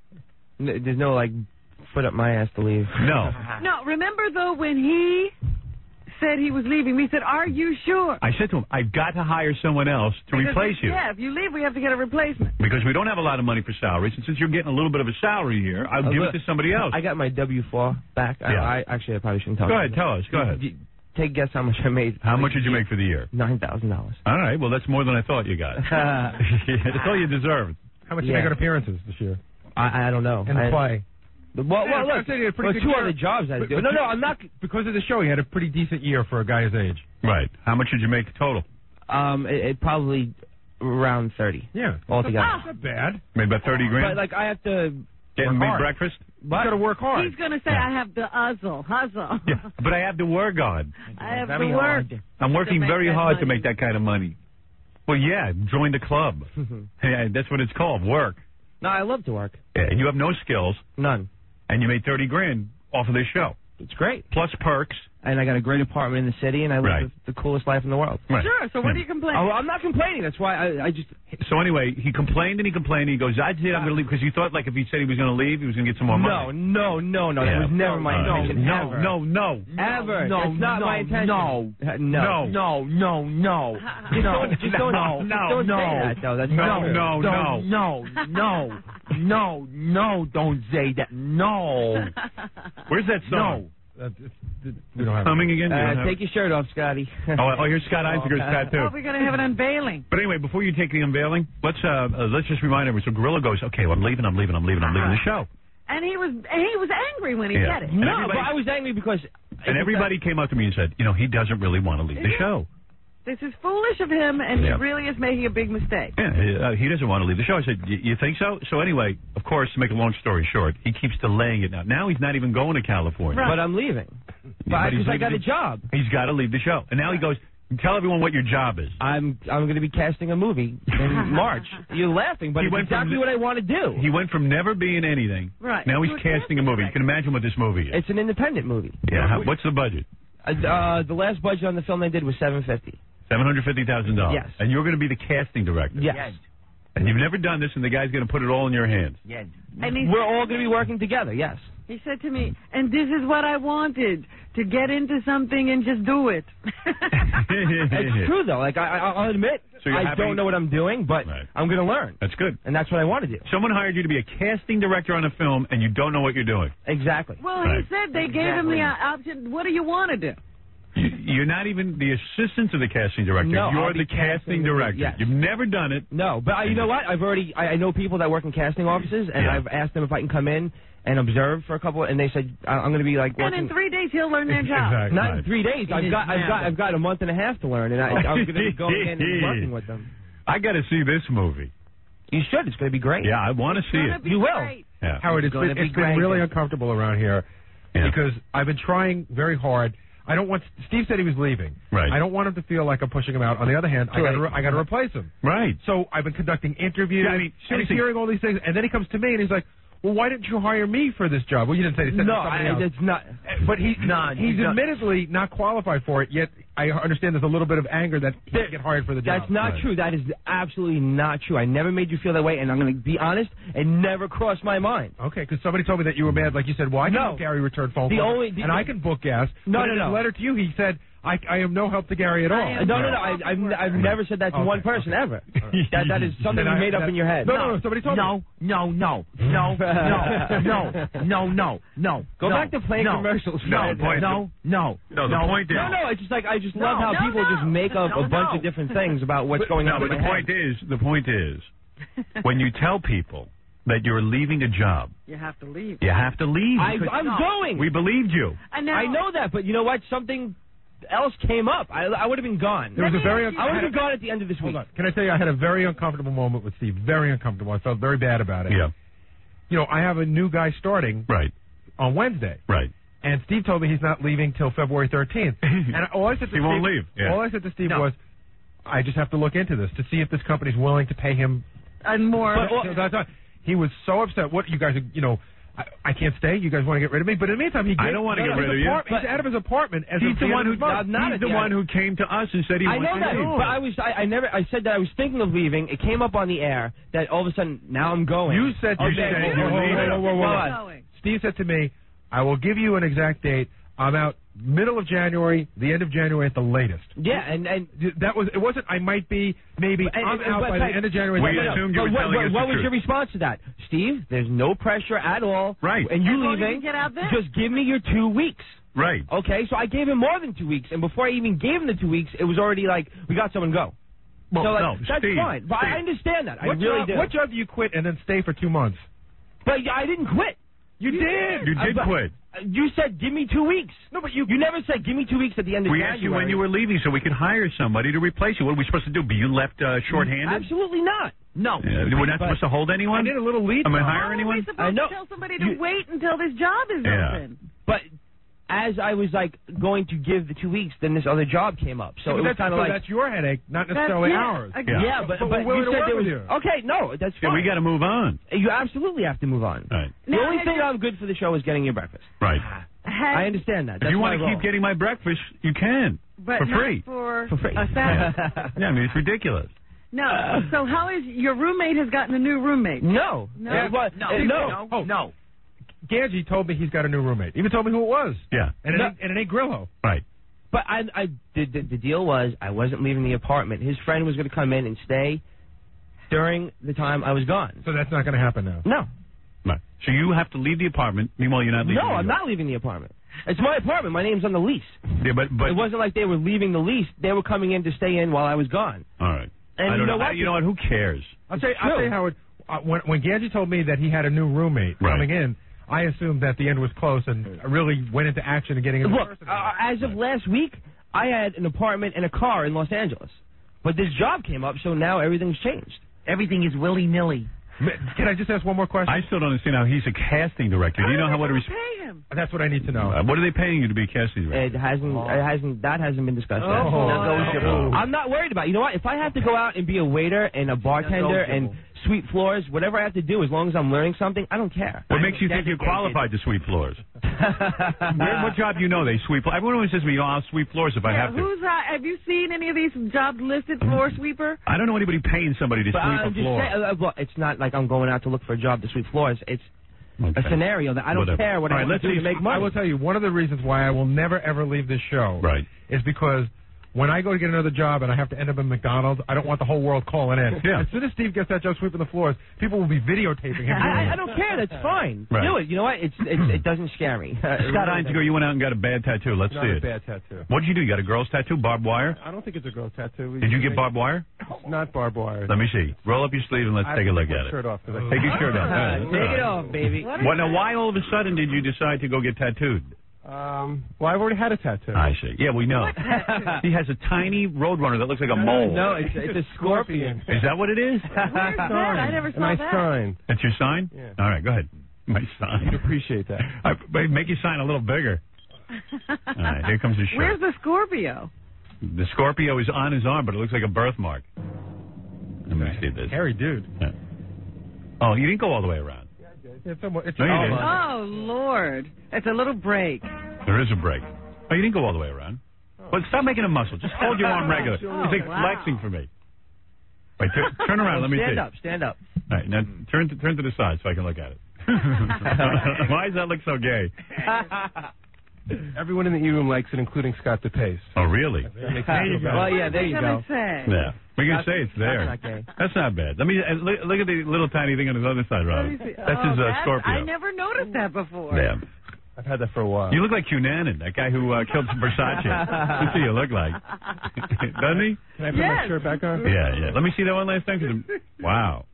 No, stop making a muscle. Flexing for you. It is not a posing contest. Put your arm down. Just put your arm down at your side and face me a little bit. Like that? Yeah.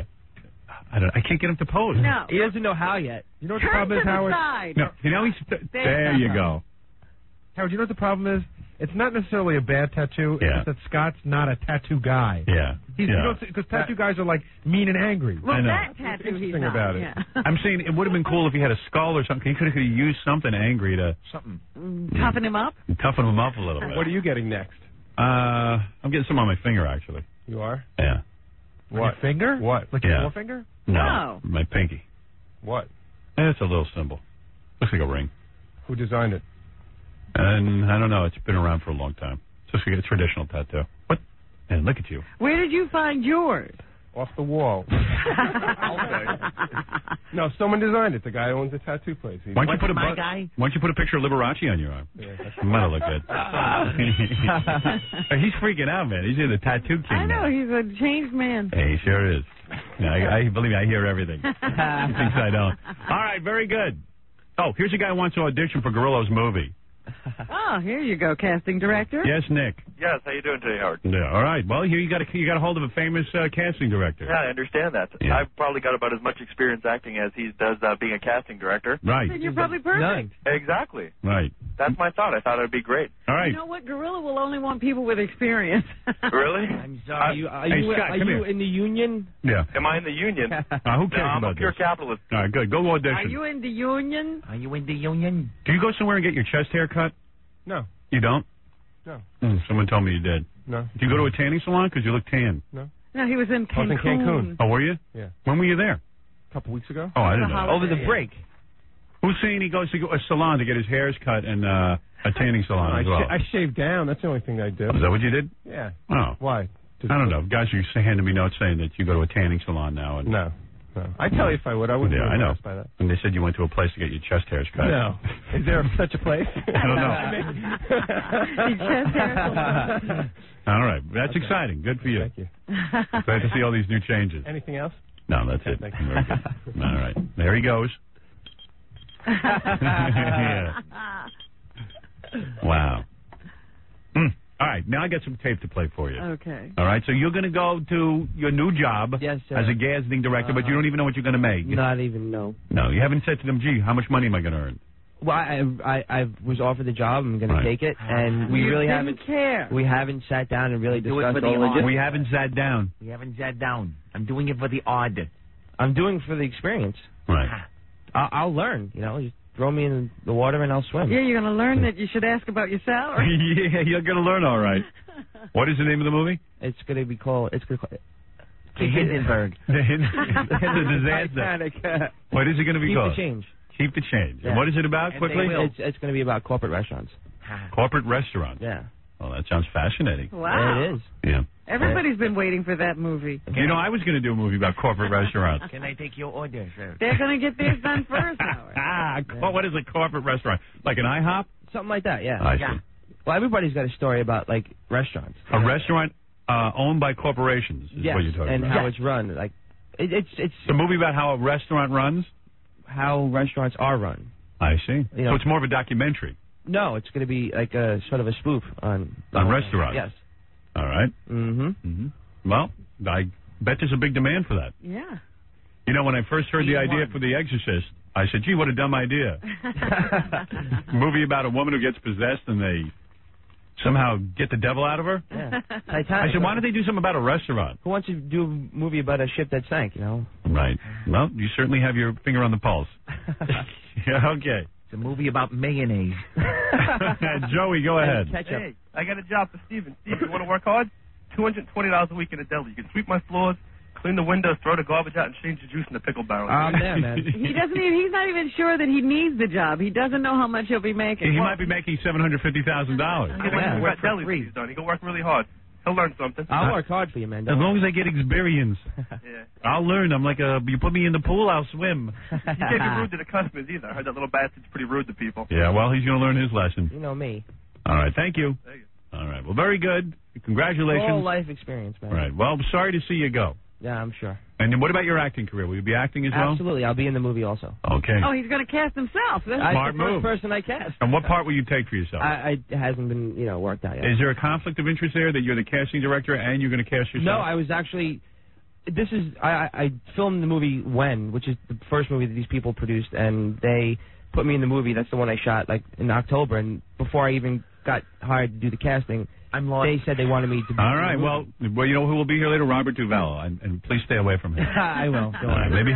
maybe he'll want to be in the movie. Oh, Yeah, you know right. what? I hope he has a Gorilla picture there and is going to want to resume. cast him. Yeah, maybe you talk to him about the movie. Yeah, sure. You have a Well, resume. he knows all about putting movies together. Excuse me, Mr. Duvall. Do you have a resume? Who did your casting? I'm a casting director. What movies were you in? Yes. Tell me about your career. Would you be willing to do this picture with the duvet or without? It's gonna be cute. We need you with the duvet. It's gonna be But Keep the you've got to grow a beard. Can you grow a beard? It's gonna be Keep the Change starring John Stamos. All right, there you go. Are you talking to him? No. Good for you. All right. I bet you he'll do it. He's looking for a good film. Don't think he's not getting a phone call. All right. Thank you very much, Steve Grillo. Because what Grillo told him was, I know some actors. Is that what you were talking about? Well, I know tons of actors. I'm in Grandma Sylvia's. Right. And I know, I've got You think you can get those I've got people? my finger on the pulse of the acting community. All right. All All right, congratulations. All right, there he is, Steve Grillo. Thank you very much. All right, thank you. He went from getting me breakfast to being a casting director all in a matter of years. What a leap. Probably our biggest success story on the show. All right. Before Robert Duvall, before everything we get to today, I must play you what went on outside the American Music Awards. Yeah. And we have a bunch of people on the telephones. But first I must play you these quick words, and then we come back, we're going to take you to the American Music Awards and Gary Garver. Yeah, baby. Yeah. That's the Zeros, the Zeros. Doing HOWARDSTERN. I understand Robert Duvall is in our green room. Are you nervous? Maybe a little bit. I'll do a little ass kissing on him, man. I dig him. He's one of the few people I respect. Guy's kind of scary, you know what I mean? So damn talented. So, yes. Yeah, he really knows what he's doing. Not like these other creeps. Not like Gorilla, the actor. Yeah, I mean, he's like a real actor, you know what I mean? What? This guy studied something, I think. One of my favorite actors. Really, I'm so thrilled to meet him. Yeah, did you meet him? Yeah, I said hello to him. What did he do? Did he kick you in the balls? I said, what a thrill to meet you, which I never usually say stupid stuff like that. Yeah, I think he's a man's man, too, you know? Yeah. Wasn't he Marine or something, for real? I don't know about that. Korea. He was in Korea, right? Was he? Yeah, I'll talk to him about the war. I was in Nam, so we have something to talk about. Don't do that. Why not? He'll figure you out in 2 seconds. No, he won't. Yeah, he's lived quite a life, Robert Duvall. I could talk to him about Bobby De Niro. All the boys. Al Pacino. Al Pacino. I like to hang with these guys. And, you know, he's got a best actor Oscar. He's got an Oscar. For which role? Godfather? No, a movie called Tender Mercies, which is a wonderful Yeah, that's a good movie. That's right. But Great Santini kicks ass. That's a great movie. That is like my favorite movie. You didn't see the one he did not too long ago with James Earl Jones, where the two of them were brothers. Oh, man. Brothers? Yeah. He's got a new movie out, The Apostle, and he actually put up $4 million of his own money to make it, and it's real good. What's up with that? I watched it last night. It's a real good movie. Yeah. It's completely... Did he direct it or not? Yeah, he directed it, and he wrote it. You know, that's not like Eddie Murphy. You know what? He's worked with somebody else we interviewed once. Who? Who's never done the show again. Who? What's that guy's name? Richard Harris. Richard Harris. And screw Richard Harris. Well, let's ask him if Richard ever mentioned it. Chances are Robert Duvall will never do this show again. The only way you get Robert Duvall to do this show is one-shot deal. they put up their own goddamn money. You'll be anywhere. I've said this a million times because you know what? We had Robin Williams on this show once. Right. Because Robin Williams put up all his own money to do like live at the Metropolitan for HBO. And I think sooner or later, people get desperate enough to come and do the show. Yeah. Something really catastrophic has to happen in order for them to do it. People really do it of their own free will. Yeah. This movie, The Apostle, is real good. He deserves an Academy Award for it. He really does. When is it out? Starting this Friday. Oh, okay. Yeah, it's going to be coming out. It's very, very good. Farrah Fawcett's in it, actually, and you forget because she's such a, Well, the last thing everybody remembers about her is her Letterman appearance. Yeah, but she actually is pretty good. I mean, she's a real good actress. She is a good You forget about it. Remember The Burning Bed? Yeah. And Billy Bob's in it, too. And what about Charlie's Angels, boy? That bitch could act. Billy Bob Thornton? Yes. And Billy Bob's in it, too. Billy Bob is pretty good. He plays a guy who hates black people. And, Robert Duvall's the preacher who's got to work with him and stuff. It's good. Wake up, white people. And what's great about this talk about Robert Duvall? Well, what I was going to play, I think I'd give Bobby a chance to... Bobby, you're on like a... Bobby Duvall. I figured I'd give him a chance to mellow out. And I'd play a little bit of this interviews from last night so you could hear these. I just figured, we're just sitting here talking about him. Sometimes it's better just to talk about a guy than to meet him.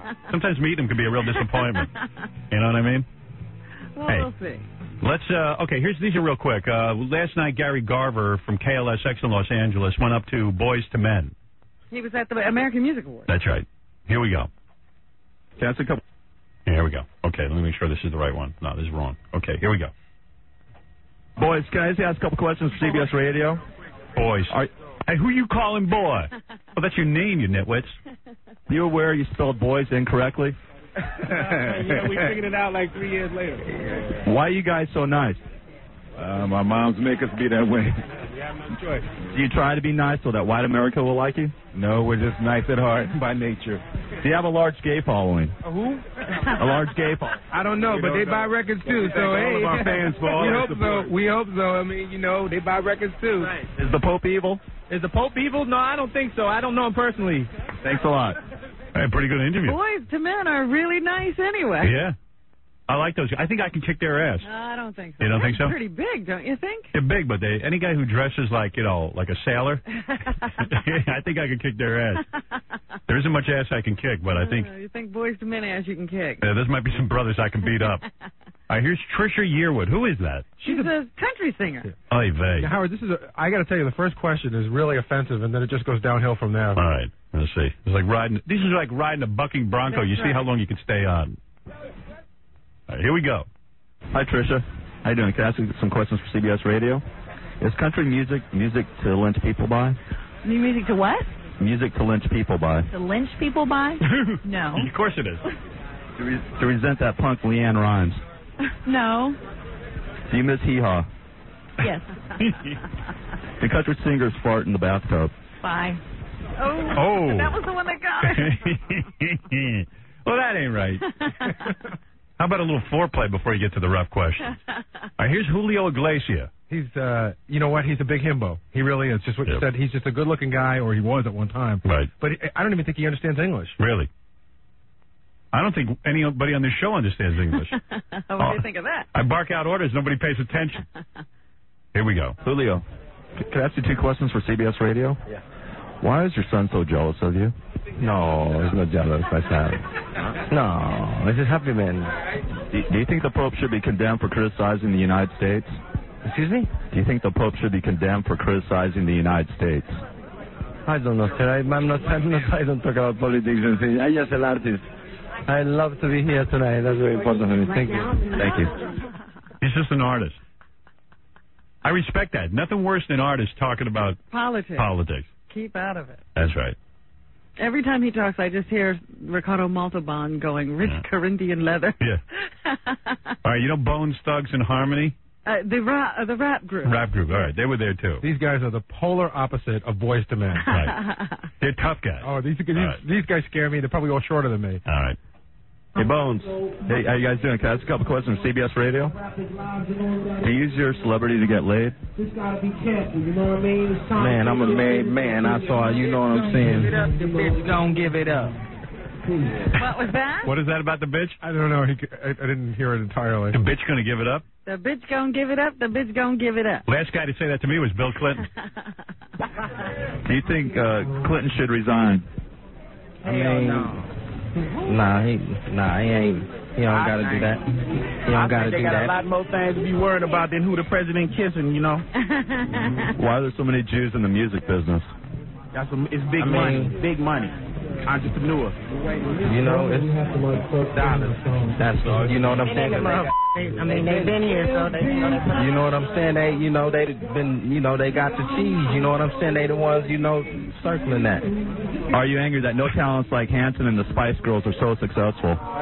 We ain't mad about the Spice Girls got so much success. Why should we be salty about that? They doing their thing. Much love to them. God bless. You know what I'm saying? Everybody got their time to do their thing, and I'm still trying to figure out how the Jews got big in the business of the music industry. They got the cheese, goddammit. The Jews got the cheese. I've been screaming that for years. Nobody listens. Maybe Bob Duvall listens when I get him in here. All right, thanks. Thanks a lot. All right. Here's Tony Bennett. How you doing, Tony? Can I ask a couple questions from CBS Radio? Do you think Clinton should resign? Oh, what are you talking? I'm not into politics. They should leave him alone, okay? He's all pissed off. He's all angry. Everybody's pissed off, man. I love it. Tony's like, what if somebody was doing this to me? Yeah, kiss my ass. I got my own love life problems. Here's Drew Carey. He was the host of the American Music Awards. He's a comedian, right? Yes, that's what they say. Why are there so few black people on your sitcom? On sitcoms in general? On your sitcom. There isn't so few black people on my sitcom. I think you're mistaken. Is that I have black neighbors on my show, just featured a show that was on a little while ago. How realistic is that to have black neighbors? Does he live in a white neighborhood? It could happen. No. Really? He's supposed to live in Cleveland. Oh, I see. Not out of the question. By the way, Bob Duvall has tons of black people in his new movie. Because he's a preacher who preaches to black people. Why do you say that? I'm just trying to stick up for my man. That's all. Nobody was accusing him of it. I think you were trying to say something. In the office scene, there's nothing but black people all the time. We had black characters on since the very beginning of the show. Have you ever been hit on by a guy? Sensitive about that. Yeah, Drew Carey freaking out. Don't accuse me. Hey, man. No. Would you ever have sex? I know of. I'm too stupid to know, maybe. Would you ever have sex with a man if you knew that it would help your career? Thanks for the interview. Yeah. All pissed off, man. Nobody has any fun at these things. All right, finally, yo, Puff Daddy. You don't even hear Puff Daddy's voice on this tape. Why is that? Because he doesn't even answer the question. Really? Again, really an offensive question. That is offensive. All right, let me hear what it is, and then I'll get Bob Duvall in here. Puff, can I ask you a question for CBS Radio?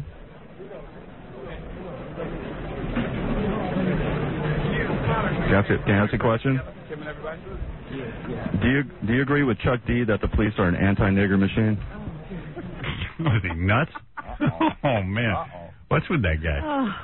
He only reads what we give him. I know. Who gave him wrote that? these questions? I wasn't involved. I was not involved. Was that a Fred question? Oh, man. Yes. Fred wrote that one.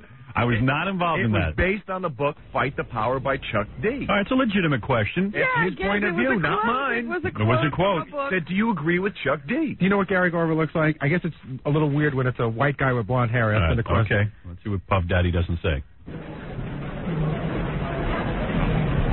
Thanks for the interview. What did he do, just stare at him? Walked away. Yeah, just walked away. Wow, all right. Wow. You know that Robert Duvall has been called the American Olivier? Is that right? Who called him that? I don't know, but I'm going to call him. I'm not even going to call him Robert Duvall and say, "Hey, American Olivier, what's happening, bro?" I don't think he would like that. Here's a guy who's had a great career. And, he's not a typically, matinee idol kind of guy. No. How did he get into the movies? No, I might even be better looking than him. How did he get into the movies? He's in pretty good shape, though, man. Oh, yeah, he takes care of himself, and he loves to dance. Wow, let me look at that. Wow. Wow, I can't believe it, man. He's Wow. really here. Look at that. God damn it, a real actor finally. Somebody with some talent. I'm sick of interviewing strippers. Wow. Wow. Let me look at you, man. Don't even say anything. Good to see you. Whoa. That's the voice. I buy your characters so much on screen that, I feel like I'm looking at the great Santini or something. You know what I mean? No, I'm going to save you this morning. Yeah. He's the apostle. You're great in The Apostle. Oh, thank you. I saw it, but fantastic. Yeah. You put up your own, man. Now, people must have told you were insane to put up $4 million. It only cost $4 million to make The Apostle? It went up. We went to Louisiana. It was supposed to be a right-to-work state, but that's all a myth. So they kept upping it with the unions. They kept coming down. Really? It ended up close to 5. You directed it, too. Yeah, I directed, wrote it. All your money? Yeah, it was. Well, Well, Robin's over there, by the way. Yeah. Yeah. So, wait a second. All your friends, your wife must have said, "Hey, what the hell are you doing? You're not getting any younger. Are you married? You're married, right? My ex-wife. Your ex-wife. Yeah, he got a bunch of ex-wives. He got I know. 4 ex-wives. That's what I thought he was in between right But now. you married 4 times. 3. That's beautiful. I quit. Really? You're giving it up? I quit. You will never get married again? I quit. You're not good at it. I'm retired. I'm no good at it. What happens? You fall in love too much. No, I wear out or something. I don't know. You do. I kind of get over the hill quicker. I believe marriage is passé in this day and age. Yeah, but you're married. I know. That's what I tell my wife. It's passé. He's not buying it. I am married. I'm married over 20 years. He's not buying that. Yeah. That's not your wife. No, that's the real doll. That's what I have sex with. Oh. He only wishes that. We got to make a movie about that. Real. So you had this story and you wrote this movie. Yeah, you're a 13 years genius. ago. You're a genius, man. There's no question about it. I'll call you that right to your face. 13 years ago? Yeah. I prefer genius than Olivier. Okay. Right, American Olivier. So you wrote this movie 13 years ago. Yeah, I did. It is what I think is. It points up the hypocrisy of all evangelists, but they truly believe in their evangelism. But I don't know. I found the movie fascinating and riveting. Yeah, but it's like good and bad, and nobody's one thing or the other. That's why I didn't try to make a big statement like Hollywood would do. I didn't look for that hook of making him a bad guy. Or maybe I read too much into it. He's but a good guy and a bad guy. He is a good guy and a bad guy. That's He really why I is. put that scene up front where he saves him in the car. So then it was like downhill and uphill again. Yeah, that's what threw me, the first scene, because they said, this guy's really good. I thought you were going to make one of those John Travolta where you start healing everybody, and all of a sudden it became real. You know what I mean? You got to see the movie to see what we're talking about. But you put up the $4 million. You said, hey, listen, I wrote this movie. But what was it? Nobody. You couldn't get anybody else to make it? No, I swear to God, I almost got 2 born-again Jews from Hollywood to put the money up. They're the only guys that got closest to it. Oh, the Weinsteins? No, another name. But they were. It wasn't pure enough for them. Really? Yeah, I swear to God, they're both Pentecostal preachers and the Jewish. Really? Wow. I forget their names though. The movie didn't have any karate in it, so they were like, I don't understand it. Right. So you said to yourself, damn it, I'm going to put up all the money to make this movie. Well, my CPA said that. Really? And he's a very cautious guy, Joel Jacobson. So he so you must he greenlit the movie, my CPA. Right. My He agency. must be in pretty good financial shape. Oh, are you kidding? Yeah, not as much as you, but I'm okay. No, you got big bucks, right? You got big bucks, though, right? I do okay. Okay. Any guy could put up $5 million for his own picture is He doing must be okay. doing okay. And the CPA But I told got him it to. back instantly. You did? October Films are great. Oh, they bought the film from you. Scott Greenstein's in the other room. We should bring Really? him out. A great guy. Give him Scott, come on in here, man. Take him out, man. Congratulate you. This movie really is good. You think you'll get an Academy Award nomination for this? Who knows? You know, it's political. You deserve it. It's political. It's your best role. You see sometimes a great performance, you say great, and then it gets an Oscar, and then sometimes you see an average thing that gets it and you can't figure it out. Farrah Fawcett was good, too. Let me see this. You're a Jewish guy? Yeah, oh yeah. You know, you look a little like Drew Carey. I swear to God. From New Jersey. No, he's a great guy. You're from Jersey? So you paid my friend Bobby here, what, $5 million for the movie? Exactly. You're the man. And I'm doing all the publicity to get it back, see? Yeah. Now I'll go, like you said, I'll go anywhere. I'm desperate to do anything. Let me tell you I'll something. even go to the White House and do publicity. You know, how was that? Do you know that the president this That's past right. weekend... I saw this weekend. This is actually good publicity for the movie. This past weekend, the president was holed up like in a bunker with all this nonsense going on. Very few people could get to it. And you took your movie over to the White House. Yeah. You said, hey, dude, let's mellow out a little bit, Yeah, watch a some little bit. Tube. And you put on the screen there your new movie, The Apostle. Right. You, me, and Hillary. Yeah. And so how does this all come about? How do you know the president? How do I know the president? Yeah. Through Billy Bob. Through Billy Bob Thornton. They're both from Arkansas. Is that right? So they're good buddies. Yeah, they are. But October set it up, man. Oh, they did. They're great. They're doing everything. And you went to the White House with the movie to watch it with I them? only live 50 miles away, but I flew in from I'm working with Travolta. Right. And I came in and what are you working on with him? A civil action. He's not trying to convert you to Scientology, is he? Jesus, with that Scientology. Why don't you smack him around? No. Why don't you tell him to get a brain in his head? They're very private guys. Is he private? Yeah, you know, they're good guys. He doesn't try to get you to watch that Scientology movie with L. Ron Hubbard and convince you to do it? No, he and Cruz, they're both in that. But they're both, two gullible nuts. But they're the two most positive guys Really? to work with, so something worked. Yeah, positive. They got millions of dollars and hot wives. What else do you want? Positive? What's not to be positive? That's right. You want to meet some miserable people? Come on this show. Meet the other Scientologists. Will there be Apostle action figures? Yes or no? No kind of action figures, dolls you can buy and stuff? No. Nothing like that. Nothing like that. Really. All right, so wait a second. Yeah. So the president says... I know you're digging here. What? Go ahead. I'm digging you, baby. No, you're digging about the White House. Go ahead. Yeah, I know I'm digging about the White House. It's interesting to me. So you're telling me, do you bring a chick to the White House with you when you go? A chick? Yeah, a girl. A date. Oh, a date. girl. Do you bring a date? Because that's got to impress women. Yeah. You brought a date. Howard, Bob has a companion. Bob? How about the American Olivier? How about Mr. Duval? Mr. Duval, you big tooth bastard. How dare you? Yeah, I have a lady. You got it. So you bring the lady with you. Special lady, That's the move I'd make, man. If I was single, I'd bring a hot chick to the White House, man. Well, you don't have to be. You don't have to be single. You can still do it. You can? No, you can. I'll be in the trouble you're in. I'm surprised you got any money left to make movies after 3 marriages. No, I Prenup? You bet. Yeah. Really? This is no dope we're talking about. You guys been around the block. Oh, your first marriage, you probably didn't have a prenup. No, you're right. You know, you've been. She was Jewish too. Really? Lovely lady. Yeah, so you had to split 50-50, huh? Well, almost. But you didn't have any money back then. I had some, but you know. Some. Yeah. And the other two, you had prenup, so you're not wiped out. No, I'm good. Oh, that's good nice. shape. I'm glad to hear that. I mean, you deserve your money. You work hard for it. Hey. I'm being serious. I applaud that. And, you know, he didn't have big, messy divorce. You don't read too much about him. Well, I'm not that big. If I was like Travolta or Hanks, you know, they'd right. Man, those guys aren't even actors in your presence. No, they're good actors. You must You're very laugh. generous. Do you You're laugh very after the director says cut with Travolta and you go?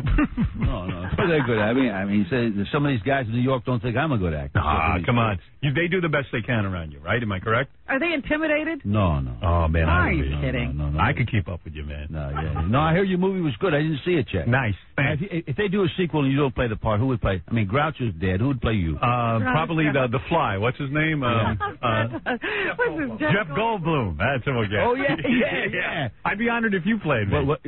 I don't know. It'd be a stretch for me. I think you could handle it. Al Goldstein could play you. There you go. That'd be nice. He's a handsome man too. Oh boy, he fit the role. All right. So you and your girlfriend. Yes. Hot girlfriend. Well, lovely. We'll put it that way. Yeah. Don't cry for me, Argentina. Where'd you meet this girl? Buenos Aires. Buenos Aires? Yeah. Oh, a foreigner. Have you ever been there? No, he doesn't go I out don't of go the anywhere. country. I'm afraid of Europe. That's South America. I'm afraid of that too. I'm afraid of anywhere outside the United States. I have a phobia about it. Yeah. I think this is the country I got to stay in. Yeah. This is where I know. Yeah. Now, did you meet her there? Yes. Oh, that's nice, man. When she goes, Robert Duvall. Oh my God. Is it easy? How long does it take you to get into the pants of any of these girls? girl. Well, you know, that's kind of private. Really? Yeah. Okay, I understand that. Yeah, I wouldn't yeah. mess with that. Yeah. So, you know, the next time... How long did it take you to get into this? What, the doll? It took me about 5 minutes because I need a lot of KY jelly. The thing's made out of rubber. All right, listen to me. Next time you're on the set with Travolta, yeah, you just go to him. Hey, weren't you Vinnie Barbarino on TV? Yeah, That's right. what you say. You antagonize him. Okay, Good guy. Good guy. Good guy? Yeah. I would like him? Yes. How could he be so gullible to believe L. Ron Hubbard is God? No, I don't think they believe he's God. I believe they do. No, I think he's a disciple. You have to ask him if L. Ron Hubbard I is don't God. get into that. You will not get into that. Somebody always said never talk politics or religion with people. What do you do on the movie set? Do you ever hang out in their trailers, or Not do you so guys... much. You know, I got my own trailer, and like, you know, I've been on the run here with all the publicity. October's got me going here, and so I need my rest in between. So what do you take a little nap? Yeah, naps. I was going to say, how are you getting this work My dad called it equal strain on all parts. I love a good nap. Right. And You take don't you? Of course, I nap all the time. So you take a nice nap, and then in your trailer, what do? You read a book or something? Well, and watch TV, you know, this and that. Because these scripts aren't a challenge for you. I mean, you read them, and then you can Yeah, actually... how do you do it now? Do you just go Well, I don't get bored. I still don't get bored. You know, I'm not gonna retire for a while, but I want to do more things like this. I want to direct more and do. Because Michael Caine says you're supposed to pay attention to the script during the time in your trailer. You're supposed to study the script, which I Are did. you supposed to rearrange the furniture? Yeah, I did that because I never took an acting lesson, and he was the only one. I saw a videotape. Michael Caine says, "Pay attention to the script. Don't be doing other things in the trailer." Well, sometimes if you do other things, it keeps you relaxed, though. It does, because then when you go back in front of the camera, you're not thinking of you know, it's like from one to the other. That's true. By the end of the movie, I was banging my head against the wall in the trailer. I was so bored. Well, it can be boring. I almost turned to drugs. I'll be honest with you. Really? Yeah. In fact, I might have. Yeah. Please, All right, let's not so- go into that again. All right, now I'm clean. Your lapse, your relapse. All right, so wait a second. So you take the movie The Apostle, your brand new film, right, and you take it to the White House. Yes. And here you know that at the White House they're embroiled in what is the biggest story perhaps of our time. Right. Whether the president will be impeached, whether he'll resign, he's sex charges, this kind He's of been thing. hiding all day because the allegations What's are your take boring. I'll tell you in a minute, but what do you do? Do you say anything to the president about it? Do you say, "Hey, I'm No, sorry for you"? No, Nothing. No, you just go on, you know, because like, you know, it's not brought up. Was he looking over your girlfriend? Protocol. What? Was he looking over your girlfriend and stuff? I don't know. You'd have to ask him. I bet you didn't let her out of your sight when you were around him, right? Where did she sit and where did he sit? Yeah. Yeah, right. You know him. He'll pull down his pants. Right? Now, wait a minute. Innocent till proven guilty. That is true. But what kind of shape was he in? I mean, did he seem comfortable, relaxed? Yeah, well, he was okay. Yeah, I mean, I've not been around the president that only one other time, and he seemed fine. And actually, she stood up and spoke, and she's an excellent speaker as well as he is. Yes, she is. He too, both great on their feet. Yes, speakers. absolutely. And, so it was a very nice. It was a dinner. We sat down and we a small amount of socializing. They discussed the film afterwards. Just a little bit. Did they enjoy it? Yeah, they did. And he, you know, he grew up going to those churches, you know, as a young man, and he's a pretty hip guy. Right. Yeah. So it wasn't uncomfortable at all. And did you find Hillary was trying to at least dress a little sexier to entice the president so that maybe he wouldn't stray? No, she looked a very attractive woman. Yeah. What my take on it is, you asked my take on it. Yeah. He did? Yes. I didn't hear that. Well, maybe I shouldn't. No, my take is, I'm a supporter of the president. I like the president. Yeah. I think he's doing a good job. Yeah. And my feeling is he was voted into office. We all knew that the guy has extramarital affairs. There's no secret. Right. It didn't bother the American public. Now, let's say he had an affair, okay? And the woman comes to him and says, "Hey, you think I should tell everyone about the affair? You think I should tell the judge or the court about the affair?" And he said to him, "Don't tell anybody about an affair. It's an affair. Keep it quiet. I'm a married man." Right. Well, I'm going to get rid of the guy for that reason? No way. No way. It's not up to you. What? What do you say? I say innocent proven guilty. Guilty of what, though? Having sex? Sex is fine. No. What, obstructing justice? Well, there are other things. I guess they're you know, in this. Perjury? Perjury? Yeah. You know. I'll overlook it. What do I care? Listen, OJ's walking around free. What do I care? Yeah. Well, the same as the lady, though, that flew the bomber, the plane that got put out of the service. Yes. Kind of a parallel thing, I guess. Yeah, I think so. I think you're right. Yeah. You ever fall in love with your co-stars? Does that happen a lot on the set? If it is, it's all in the head. Really? I went up to one of them and said, you know, I said to this little girl, I went with your mother for 3 years in my head. Yeah. Little girl didn't know what I was doing. But, I try to stay away from that. But, You know, I'm thinking about all your great roles, like The Great Santini. We were playing clips from it in the morning, Yeah. early this morning. And, of course, The Godfather. Godfather. You know, when we edited this film in Virginia, it was terrific because my editor, good editor from New York, Steve Mack, he religiously listens to you every morning. Is that right? So the radio would be on this, we'd be overlooking this pond, and here would be my blue healer contemplating the sunrise and everything, and you'd be playing. Beautiful. Every day. I like to know that. And then we would come in, as we just toned you down, up would come the preachers. Yeah. It was really interesting. It was Pretty much the same damn thing. Edit. Yeah. It is. Hey, what about when you did The Godfather? Give me some gossip. Marlon Brando, big pain in the ass? No, he was okay. He was okay. Yeah, oh yeah. But nobody F's with you. I mean, nobody screws around with you because they know you're a top actor. Well, no, we all got along, and Jimmy Kahn. I said to Jimmy Kahn last night, I saw him. You saw him where? The Playboy Mansion? Downtown. Really? At a party. I said, I'm doing a Howard Stern show tomorrow. Come on. He goes, no. No. He's I afraid. said, Michael Keaton, come with, no. Really? These guys? They're afraid to come on. Why is that? I mean, they're hip guys. I mean, they're afraid to come on because they didn't put $4 million into a movie. Yeah. That's their problem. I go anywhere, right? I go to the White House. You're here, baby. That's what I heard, that everybody you know told you not to do this show. Yeah. Who else told you no? No, Jimmy Kahn. They just said they wouldn't do it, but they gave me no reason for it. I said, why not? He said, well, no, I don't, Man, you got a cool list of friends. You got an A-list cool of friends. I mean, you got Jimmy Kahn. Jimmy's great, so maybe, who knows? What about De Niro? You hang with him at all? No. That's a different crowd. That is a whole different crowd. They don't go to sports or anything. Nothing. Bunch of pussies. Yeah, What about Al Pacino? Al kind of drifts on his own. Yeah. Up around Nyack. The man. He's a good guy. You like him? Yeah, I like the good guy. actor. He's a good actor. Yeah, so's De Niro. Yeah. De Niro's good too. You bet. You're in the. Who's better than you? There's nobody better than you. Well, some people say, it's all a matter of opinion. Some people don't like this one. It depends. You got to go to. So somebody said, well, the guy doesn't like your acting. I said, well, then tell him to read Brando's book. He likes me, so that's good enough. Where do you put your Academy Award?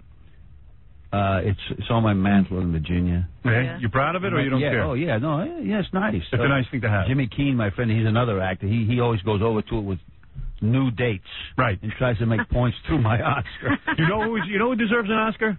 Who? Me. Did you wait till you see my movie? Oh, I was yeah. fabulous in it. I heard you were good. I was great. Did you direct it? No, I did not Did you have direct. emotional moments? I had emotional moments. What did you do? I mean, I had a scene where I cried. Did you? Over my wife's miscarriage. Did they use glycerin in your eyes and everything? I ain't saying what I did. It was all real, man. Your wife died? I mean, no, miscarriage. Oh, miscarriage. I get a tear in my eye. You see the tear running down. It's a beautiful moment. Yeah, that's good. I'm terrific. I am terrific in it. Who directed it? Betty Thomas. Who? What? Betty who? You never worked for her? Thomas. Betty Thomas? She was on Hill Street Blues. Oh, I don't Lovely woman. Yeah. You must work with her I hear sometime. it's nice. I hear it's a good movie. Yeah, I had what's his name with me on that one. You know, the famous producer. Who? And director, Ivan Reitman. You know who he is? No, I know the name, yeah. You don't even know him? No, I don't. You Never must be worked big. with him, huh? He's a true genius. Who? Ivan Reitman. What did he do? He directed. No, he produced. He did Stripes. He produced. He produced. That's right. He produced. I know the name. I haven't met him, I don't believe. He did I thought you knew Ghostbusters. everybody in Hollywood. Yeah. No. Really? And so what is Francis Ford Coppola like? Oh, he's great, Francis. Genius. Why didn't you not do the third Money. Godfather movie? Money. It was only money? All money. Why not? Why shouldn't he get as much as Al Pacino? No. What I said was, look, Al, if they want to pay Al twice with it, baby, that's fine. Right. But if they want to pay him 3 or 4 times, I don't accept that. Exactly. And everybody was doing it for money anyway. Right. Francis lives high on the hog. Right. He does. He does. So when you said, hey, listen, I did the first 2 Godfathers. Yeah. I didn't ask you for big money. No. Give me some money on He the came third to one. my farm, right? Right. He parked. And nobody was at the farm but me, so he always liked my mother's Maryland crab cake recipe. So I sat him in there and I cooked for him. Right. And he ate it. He loves to eat, Francis. Loves it. So when it was Big fat over, guy. I wrote out the recipe, and he forgot the recipe. Yeah. So he kept calling. He was more concerned over the fact that he forgot the recipe than what I do Godfather 3. Oh. Really? Yeah. And he replaced you with George Hamilton. What's up with that? And my ex-brother-in-law, Johnny Savage. Yeah, what? He's a consigliere? George Hamilton? Oofa. Lightweight. Nothing. Mischkeit. What does that Nothing. mean? Ugly. You know what the guy's famous for? Tanning. Yeah. They replaced you with a guy who's famous for tanning. And boy, did that movie tank. Were you happy when Godfather 3 tanked? No. Yes, you were. No, it wasn't. Admit it. No.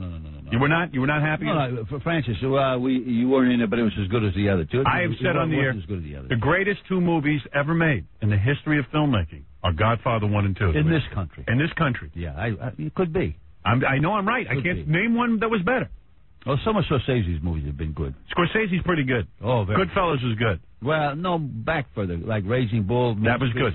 Those I like. Those are good movies. You bet. But Godfather 1 and 2, perfect movies. Yeah. I've seen them each 50 times. Yeah. That's why I look like this.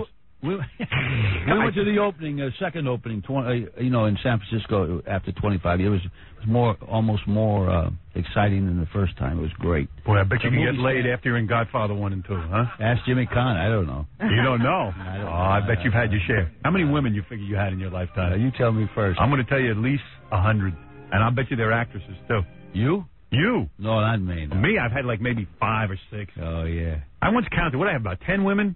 10 or 12. I met my wife when I was 19. I haven't lived. Now, is that one of the reasons you have this show? Yeah. Yeah. You're not kidding. I'm sitting filling up dolls. Yeah. Right.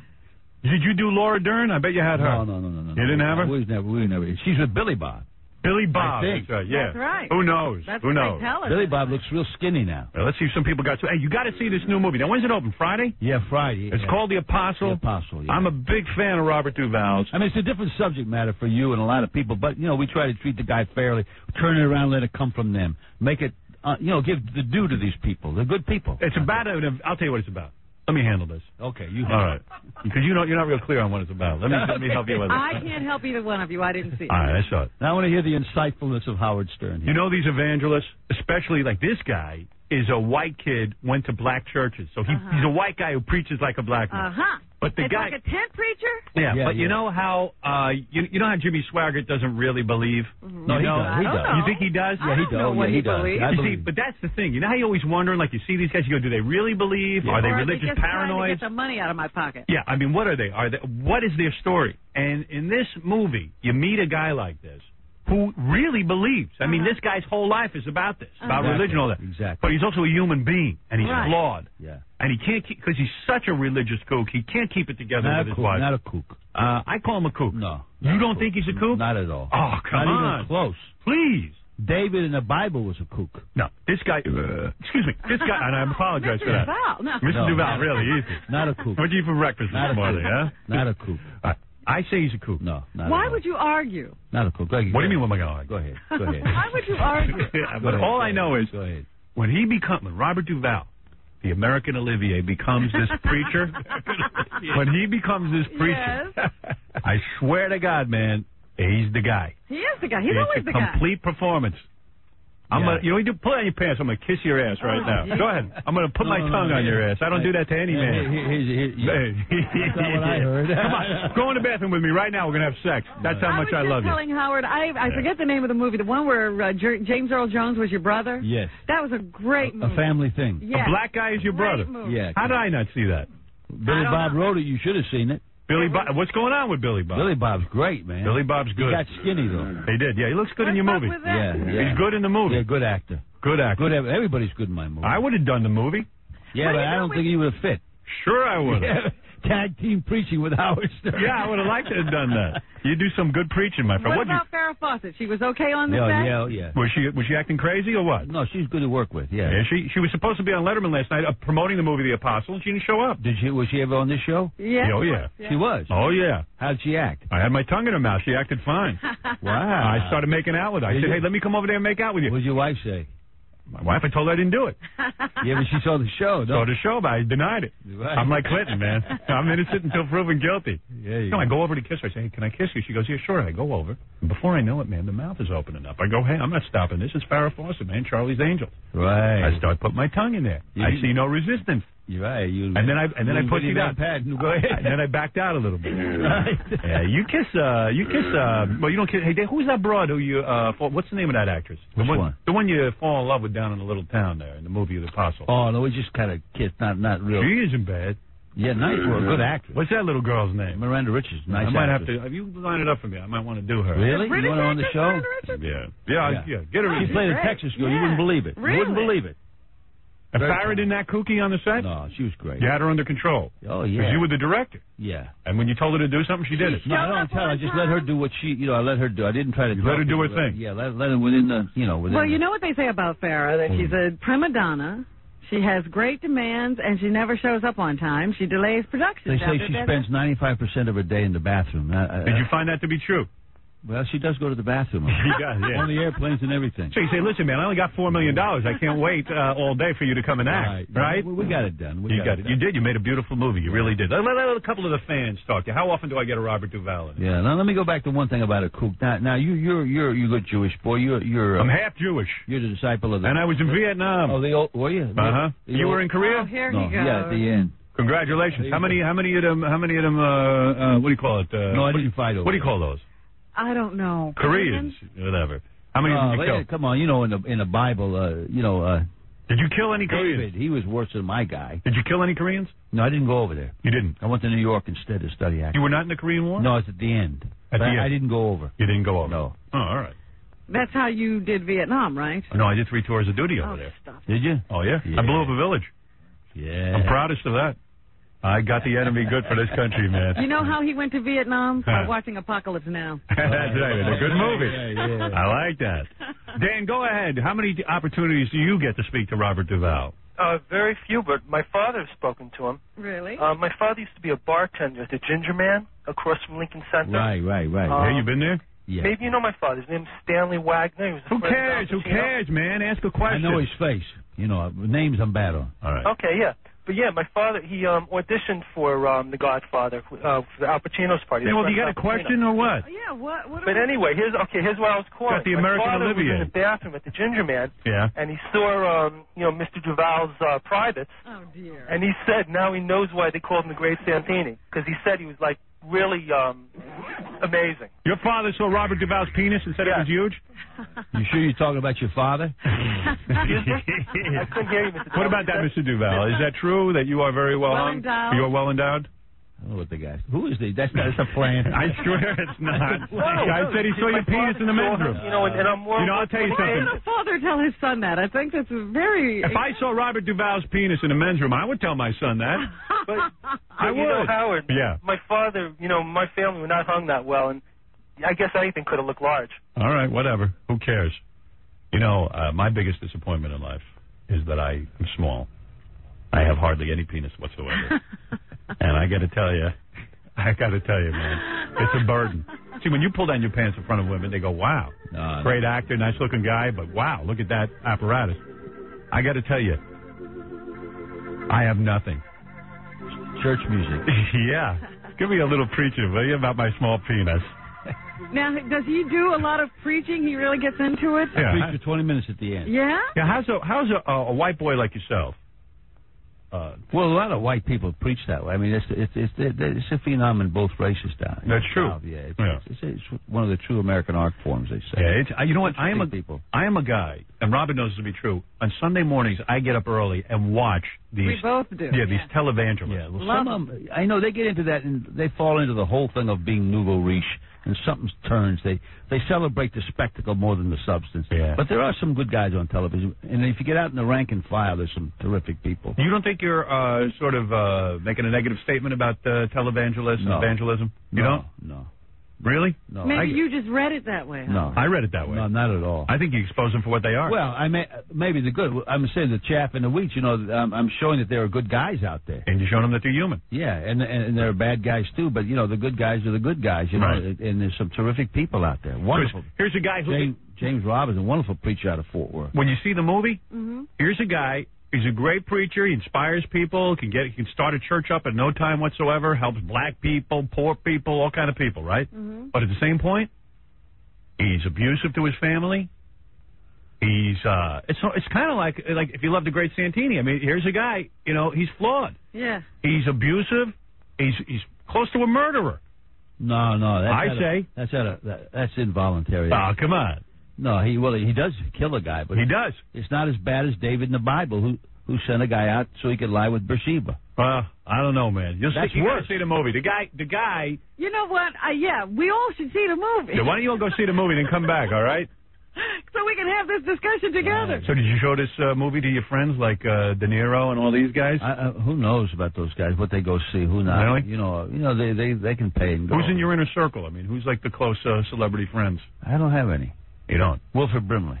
Oh, really? You know Wilford? Yeah. Good actor. He's a good actor. Who went to hang with him, though? Interesting. He used to be a bodyguard for Howard Hughes. Is that right? Yeah. And he tells you about that? Yeah. Oh, you must have some stories, man. He's got some good stories. You ought to write it all down, brother. Oh, yeah. All the chicks, everything. All the things you've seen on the set? Forget about it. No, not on the set. Not Oh, you've seen a lot of stuff. Yeah, baby. You've seen a lot of stuff. I heard a lot of stuff. So when you told, what's his name, Francis Ford Coppola, look, I want more money for Godfather 3, and he said no.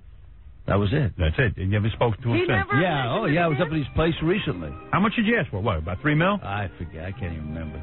He could have But given he that. built a staircase for $1 million at his winery for one staircase. Right. And he's holding back on you. Yeah. Bastard. But I know he's a good guy. Hey, yeah, he's a great guy. Good guy. Great guy. Great guy. Who's a good actor today? Antonio Banderas? A lot of good actors around. Yeah. Well, Good give us actors, some young names. actors, though, some Yeah. good ones, yeah. Tell me who you think is good. Who's these young guys that you like? I'll give you some names. You tell me on a scale of 1 to 10 who's good, all right? I won't give it 1 to 10, but I'll say who I think. Nicolas Cage. It's okay. Okay. What, a 5? I'm not going to give it a number. Where's De Niro? Oh, De Niro's excellent. 10? Can be. Is he a 10? I'm not going to give a number. Keep going. Would you keep going? All right. Jodie Foster. She's talented. Talented. Jack Nicholson, great, right? Talented, yeah. Talented. Not great, though. Well, he can be, I guess. I don't know. I mean, Inconsistent. You think? I'm asking you. No, you said it. All right. We're asking for You yours. said it. All right. You said Woody Allen. Woody Allen. Yeah, Woody Allen. Good You have any respect for him? Good director. Mishkai, though, right? Good director. Good director. Yeah. All right. Billy Crystal. Funny guy. Not a great actor. I don't know, but I never saw him act, but he's the best host on the Oscars ever. Has Cher got any acting ability? Yeah, I think so. What? Yeah, she's Yeah? too, yeah. She's all right. She acted at Sonny's funeral. Yeah. You sure did. She acted like she liked him. You ever go to good celebrity funerals? No. You never go. No. You stay out of that Hollywood Who thing. died? Sonny Bono. You should have I been didn't there. know Sonny Bono. You know him. Harrison Ford. Hype, right? Not great. I don't know. What do you think? I don't see those movies. I haven't seen many of those movies. Really? Like what, Star Wars or something? What do you go to see? Yeah, what have you seen that's good? Mediterranean, that Italian film I saw a couple of months ago. Everything with you's got to be an art film? You can't no, What? No, no, Hollywood can make good movies. And what do you do all day? You wake up, and what do you do? What do you do? I read. Go ahead. And then I take my nap before I get up. And then you got the young girlfriend. Then I get up. His girlfriend, I hear, is smoking. Really? I know someone who's seen her. And then I get Well, he around. always liked hot women. His Right, last wife, wasn't she like a dancer? Yeah, some. Yeah, dancing. And I, and I ride the horses. I'll take your leftovers. What do you think of that? What's that dance you're into? What do you do? He's into the tango. The tango. Yeah, let's tango, me and you. Well, men practice in Argentina together. They do, really? Yeah. You don't want to. Like brothers, you know. A few moves. Now, you don't want to tango with me, man. How he's too tall. Yeah, no, you don't want to. You don't want. Hey, when you're working with Brando, does he eat a lot? I mean, do you see him eating at the craft services? Yeah. I mean, really, what do you? Craft services. They're an institution. Craft services. No, I mean, what do you do? What does a guy like Brando do? You say to him, hey man, why don't you mellow out with all that eating? Well, This guy must be passing wind when you're doing his thing. I haven't worked with him since he got fat because he wasn't fat on The Godfather. He was on Apocalypse he was, but I didn't work with him actually. We were in passing. Yeah. And you never saw him eating? Not a lot. What would a guy like that eat all that? I mean, he's obese. Anything he could get his hands on. Chicken, pies, everything. I hear, but not when I work with him. Would you ever work with actors like Stallone or Schwarzenegger, actors you don't respect? I didn't say I didn't respect him. I'm saying it for you. You know what I mean? Does it bother you that Stallone got the highest award in France, didn't he? The highest Oscar. Well, you know the. So did Jerry Lewis. Yeah. Well, Please. Two hacks. The French. The French. What are they doing? You know, I knew a guy who was a lifeguard at the beach. He saved 3 people's lives in the water, and at the end of the summer they wouldn't speak to him. Right. That's the way it is with the French. We saved them so many times. Oh, come on. I point that out. I got in big trouble. With who? With the French. Screw it. You know that the French to this day. My father says no 2 L's, only no, 2 L's on my name, not 1 L. Right. Let me tell you something. My father always told me during World War II. Yeah. He said, we were great guys. We liberated France. They produced a lot for the Nazis. Oh, boy. That's what you ought to make a movie about. Well, you know, when the Nazis came in, if that thing over their arms, a table for 80,000, you know. That's right.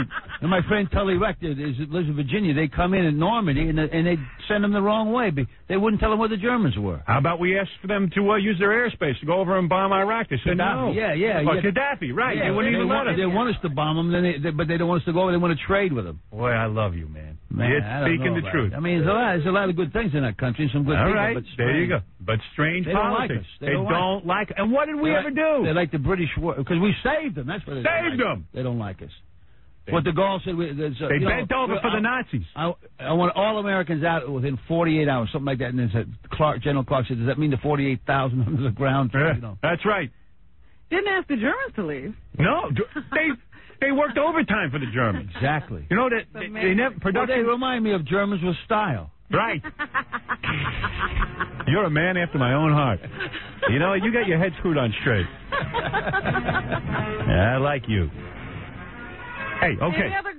You were naming actors. Does it bother you that Schwarzenegger and Stallone make $20 million a film? No. When an actor like yourself don't get $20 million? No, it doesn't bother me. It's got to bother you. A guy like Travolta and Hanks make it, and they're good actors. They are? And I'm not saying those guys, you never count somebody out. I mean, a guy like Stallone, he could give a good performance next year. You never know. Right. But he chooses to do more commercial films. I see. I heard he's good in this thing with Copland. I heard he's okay in that. I didn't hear that. I heard it was all hype.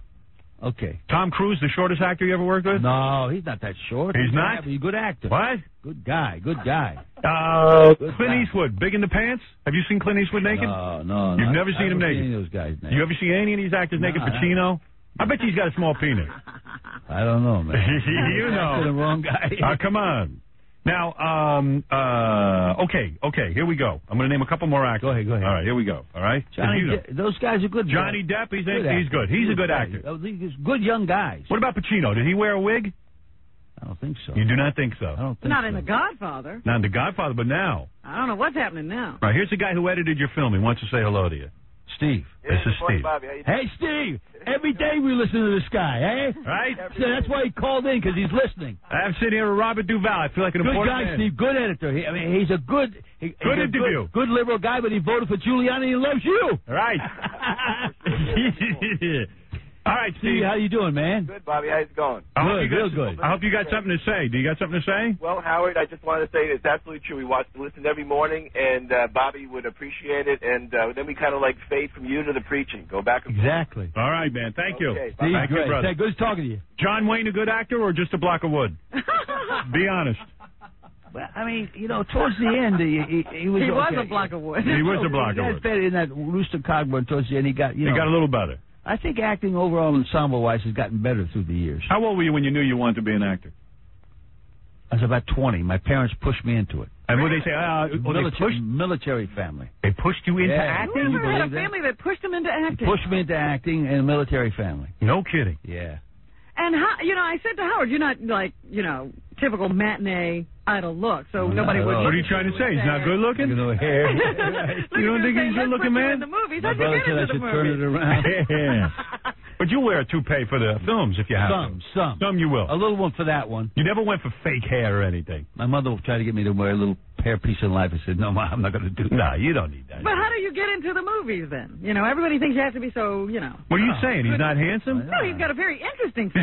He's got a girlfriend. My daughter says, you're not handsome. He got a girlfriend most guys would die for. Yeah. Right? What's that got to do with how he got into the movie? Talk about he can get laid anytime he wants. Now. All right. No, Dustin Hoffman get more than anybody. He does? Dustin Hoffman? No, when we were young, before he was even famous. Really? He got more with... Where more would than Joel Namath or anybody. Now, he's not a good-looking guy. Well, there you go. What is it? That's that Hollywood thing. Does he have a rap? Yeah, he does. What does he say to these women? Reads some poetry, I think. Does he really? He used to. I don't know about that. That's a poetry. Yeah, I haven't seen him in years. But no, that's a fact. We marvel at him. Really? But like in Hollywood movies, somebody leaves somebody for another. But it's always like a handsome guy. And in life, a woman will leave a guy and go to another, somebody that's not, you don't get it. It's unthinkable. Yeah. Unbelievable. What, did you go to that actor's studio or something? No, well, not really. You don't need that crap. Not really. I go kind of, but never really. Really? No, not You really. never took any acting lessons. Well, I know went to the neighborhood playhouse. I You had did? already had a union card, but I worked with Sandy Meisner. It was, Yeah. You don't need that. Believe me, they'll ruin you, these guys. Trust me, I had no acting lessons. That's why I'm a natural. That's why I'm such a terrific actor. I want to see you play Othello next. Let me tell you something. I could do a good job with that role. Iago. Yeah, I could do all that. Oh, What is that? he's going to give you that one. Yeah. Robert, go ahead. Blackface. Go How ahead. you doing, Howard? All right. I'm sitting here with Bobby Duvall. Mr. Duval. Yeah. The American Olivier. I gotta say, These are all one of my plants. favorite movies is the one you started with Sean Penn, named Colors. Colors, right. You like that movie? Yeah. It was really, really great, and it was one of my favorite scenes when you guys bust in and crack down on this guy High Top. Right. As he's making love to his woman, and What are you going to do? Repeat the whole movie? Because he was reaching for his pants. Shut up. That was there's big controversy about that movie. Because What, Sean of the Penn? Violence, yeah. Sean Penn. Now, there's a good actor, right? Yeah, he is. He's good acting. Him you like? Talented guy. Was he married to Madonna when you made that movie? He was going with her. Did you Yeah, see her I on think the set? They just got married. Yeah. You saw her on the set? Some. Yeah? Parties and things. What's her story? She kind of bossed him around a little bit. She bossed him around a little bit, right? Did you try to pull him aside and tell him to smarten up? Yeah. Did you pull him aside and say, listen, man, I've been through that whole scene. Yeah, get rid of her. But he's a talented guy. Yeah, Yeah, he I is. died in that movie. Yeah, I died in Yeah. that movie. Yeah, You sure did. Colors. Yeah, Colors. So yeah, good work with him and good work with Dennis Hopper. Ever had Dennis Hopper on Oh, the yeah. show? Yeah, we had him Oh, on. good. I'm Yeah. glad. Oh, yeah, Another Dennis actor's been on. Was he desperate? Did he have put his money in the movie? Or I don't something? think he knew That's where why he was, here. actually. I think they didn't tell him what show he was All on. right, Yeah, really? yeah, he was out of it. You know, Because when I went to direct this, I went to him. I said, "How do you direct and be in something? It must be very difficult." Hey, man, it's easy, man. It's no big deal. Everything's easy for him. Yeah. But Wait. you know who else we've had on is Richard Harris. Oh yeah, I worked with him in Wrestling Ernest Hemingway. Yeah, he hates us. Why? Yeah, I don't know. We were having a great interview, then he walked out and he was like, I hate those guys. Oh yeah, because he asked him something. I don't know what I did. I don't know. almost walked out, but I didn't a minute ago. But no. Yeah, you're having a good time. Hey, John, you're on the air. Hey, Howard, how you doing? All right, man. I can barely get you up in Concord, but listen, I wanted to say to Robert Duvall, I enjoyed your performance in The Man Who Captured Eichmann. Oh, thank you. I enjoyed doing that. And I played a Nazi. Yeah, exactly. I thought it was a great performance. Thank you. I enjoyed it very much. And, so do you defend Eichmann or? Yeah, he's a big fan. He became a big fan of Eichmann. Yeah, I'm pro Eichmann. Kishman Yeah. No, I don't offend him, but you have to show. Well, why would you say? I hung why up would on you him. ask? I was sick of that guy. Just All right. because you played the role, maybe. Yeah, who knows? All right, listen. The new movie is called Apostle. Comes out this Friday. Robert Duvall, great actor. I mean, what can I say, man? I've kissed your ass plenty here, man. I don't do that to too many guests. I lathered you up good. But you enjoyed the movie. Loved it. Yeah. Loved it. That whole topic fascinates me. Yeah. And there are times when you're going into that preaching stuff, I could watch that all day. Yeah. Interesting guys, some of them. And when you meet, once again, when you meet the most sincere preacher I ever met was a 96-year-old black man from Hamilton. Yeah. A lot of black people in this movie, by the way. Yeah, and I said to my friend, That's beautiful. I said to Barry Markowitz, who was the cameraman, I said, on your side of the camera, you don't have any. I said, I got affirmative action on my side of the camera. Where are yours? You know. Because in the casting guy said, Bobby, we're going to have some white people in this movie. Yeah, you got a lot of black people in there. I picked non-actresses from those churches. They were great. When I look at Robert Duvall on my show, I realize that I have arrived. I'm on the devil's hit list. Come on. I got Jesus. Yeah, Jesus. Hallelujah. Got the Holy I'm Ghost. on the devil's hit list. But you got to get on Jesus' mailing list. Hallelujah. Yeah, you see, that's it. That's the way you do Glory. it. Glory. Hallelujah. Amen. Amen, brother. All right, Robert Duvall, of course, is in The Apostle. Mm-hmm. Put up his own cash. And directed it. Wrote it You got kids? and directed it. Stepdaughters. Were your kids pissed off that you put your own money into this? They probably. No, I'm my own boss. Nobody likes to see you spending money. Yeah, because you don't get paid anything on this show, right? Right, that's it. I want you to say hello to all your fancy friends for me. Fancy friends? Yeah, all your actor type Hey, friends. Jimmy Kahn. Say hi to Jimmy Kahn. Tell Where's Jimmy the we're going to go guy? down to the Playboy Mansion together. What's the other guy, that Saturday Night Live guy? Yeah, Norm MacDonald. No, the other guy. David Spade? No, the guy from Saturday Night Live. Which guy? The guy that doesn't like you. What's his name? Who? Dennis Miller? No, the guy. Oh, he doesn't like you, Dennis Miller? Everyone on Saturday Night Live don't like me. Yeah, I don't know. The guy. Who, Eddie Murphy? No, the guy, white guy. Joe Piscopo? Lorne Michaels? From before. Chevy Chase. Chevy Chase. Oh, him. Chevy Chase. I'll have Chevy Chase. That big punk. He's never been on the show? He's been on the show. He has? I called his ass up at his house. You did? Woke him up out of bed. What about that guy, the stuttering guy? You around? Stuttering John? You want to meet You want Stuttering? to meet him? Hello, Dolly. Let me tell you something. You're a guy I can hang out with. Yeah, but the 96-year-old black preacher, I haven't met the Dalai Lama or any of those guys. Right. But this guy to me is more spiritual than those guys. Well, you certainly make that statement an apostle. It's a really good movie. I recommend that everyone go see it this weekend. All right. Is when it opens, right? Thank you. Appreciate it. Real good movie. Robert Duvall, the American Olivier. You're the American what? Groucho Marx. American Gigolo. That's me, man. Yeah. And thanks for coming in and doing the show. That's pretty cool. Thank you for having me. Real nice of you, man. Yeah. Yeah. You don't have to do this show. Not with all your cash. All right. And who's that over there? Scott? Yeah. Wake up, you bastard. You're falling asleep during my interview. Now I'm watching it, listening. What? Just listening to it. October Films. I don't know what you're doing in here. I ought to throw you right out. All right. We'll be back right after these words. What is this? Huff a moose. Huff a moose? Well, why don't we put on something else? I'm in the mood for some music, but this is a little dead. Huff a moose. I never heard of them. Huff a moose. Don't know. What? Huff a moose. Imagine that, Robert Duvall. That's some actor. Boy, that guy's good. Commanding. Yeah. We were just in here bonding. I know. You two stayed together a long time. He didn't want to leave. Yeah. He found a guy who understands the French. I said, man, this guy's right up my alley. I was shocked. I never heard anybody but you take off on the French lady. I think he really meant it. Hey, he's a cool dude. I might go hang with him tonight. We're thinking of going over to Scores. Yeah? Yeah, right.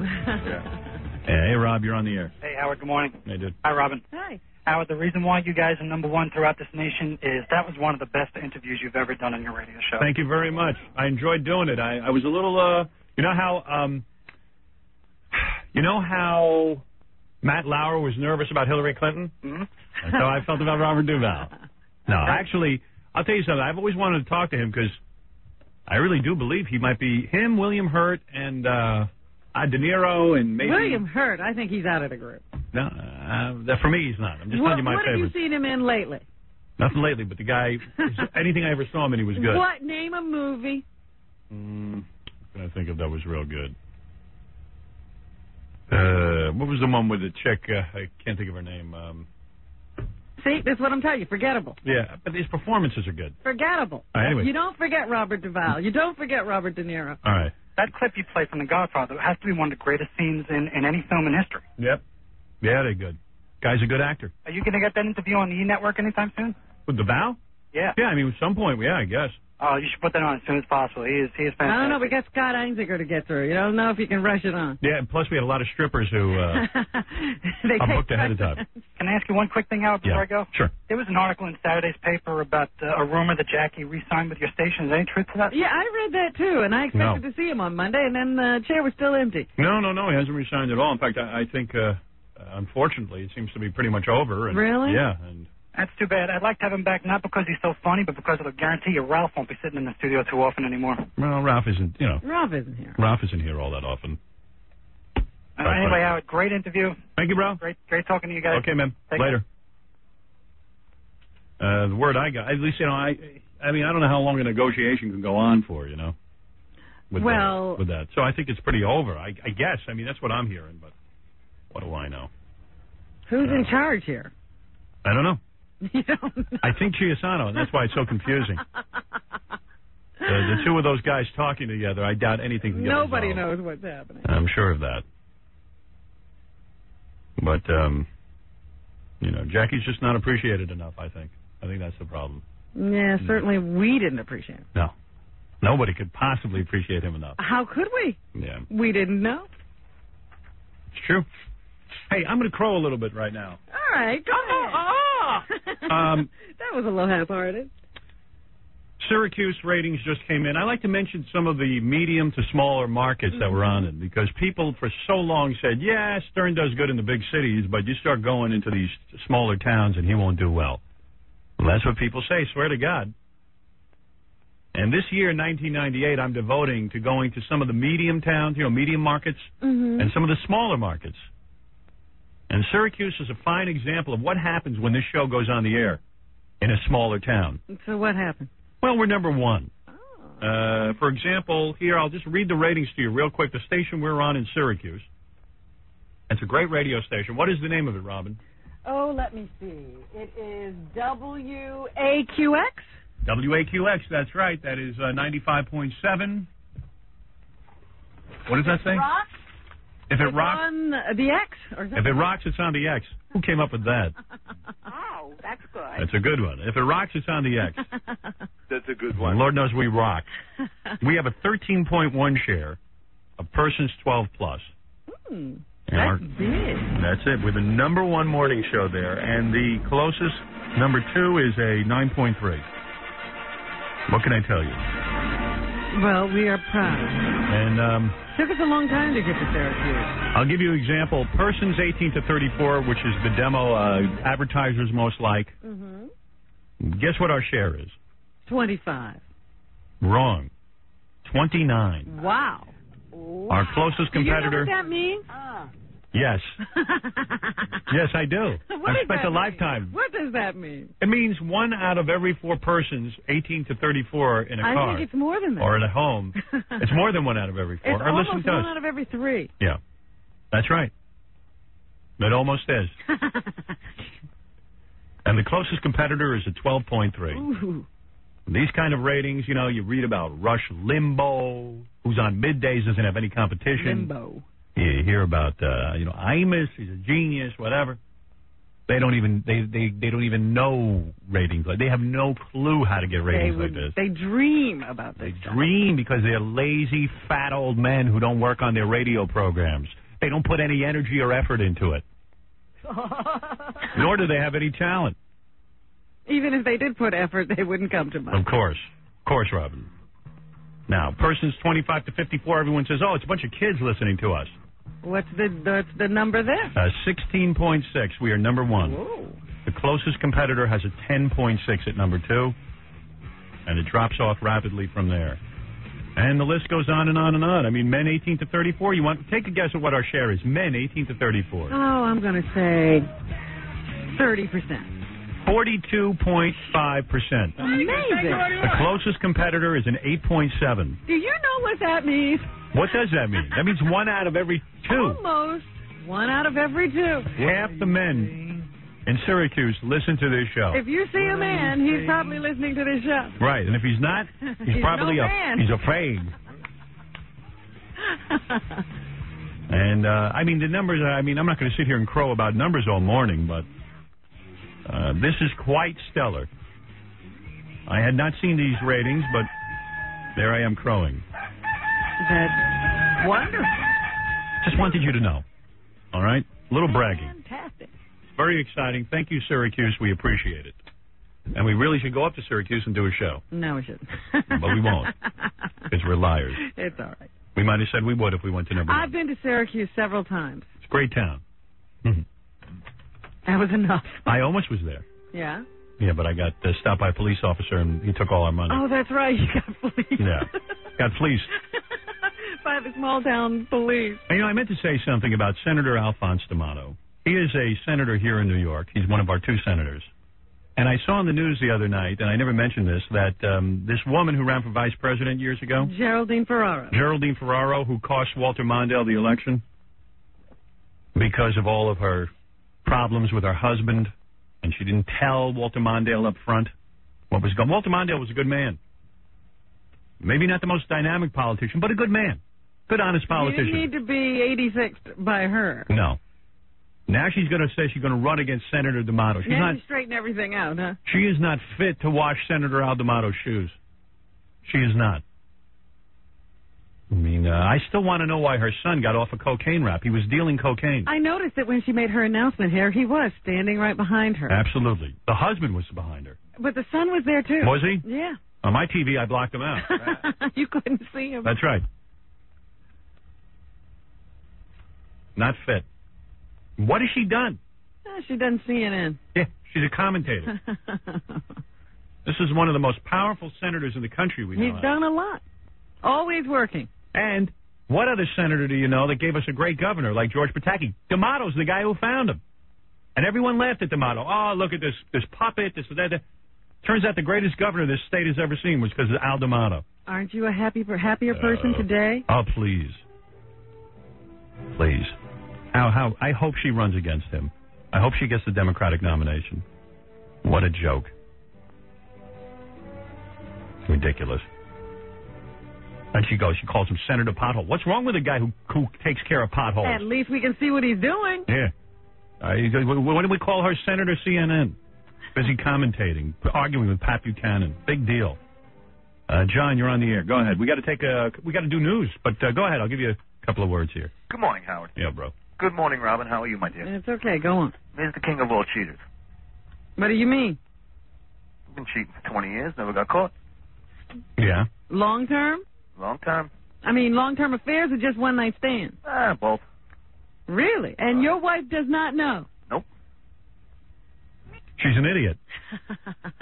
She's an imbecile. Oh, you know it. And you don't want to divorce her, right? Oh, no. Why not? I love her. He loves her. What do you mean you love her? What does that mean? He loves her, and he loves... What does that I wanted mean? to talk about Clinton. Well, talk about it. You're the one bringing all this up. Clinton. You know why he's messing around with these pigs? Why? He's just sick. He's had so many affairs that anything looks good now. You know, I would. I'm hanging up on this. Yeah, guy. he has no insight. I'd vote for Monica Lewinsky before I'd vote for Ferraro. What do you think of that? Well, I don't know. I'd have to part company with you there. Scott, go ahead. Yes, I have two girls that I know. They know each other, but they know me both very well, and they both talk about each other. Thank you for the call. You got to be able to talk. I don't know what he was saying. I know two girls, and they both know each other, and they both know me very well. What? I don't know what he's getting at. What? Unbelievable. An idiot. That guy was an idiot. You're right. I can't argue with you. No, you can't. If you did, I would have to say you're an idiot. No one can argue with me because that guy was an idiot. Dennis, go ahead. Dennis? No Dennis? Robin, no Dennis. Darn it, he was the smart one. Oh, well, I bet. Dennis? Too bad.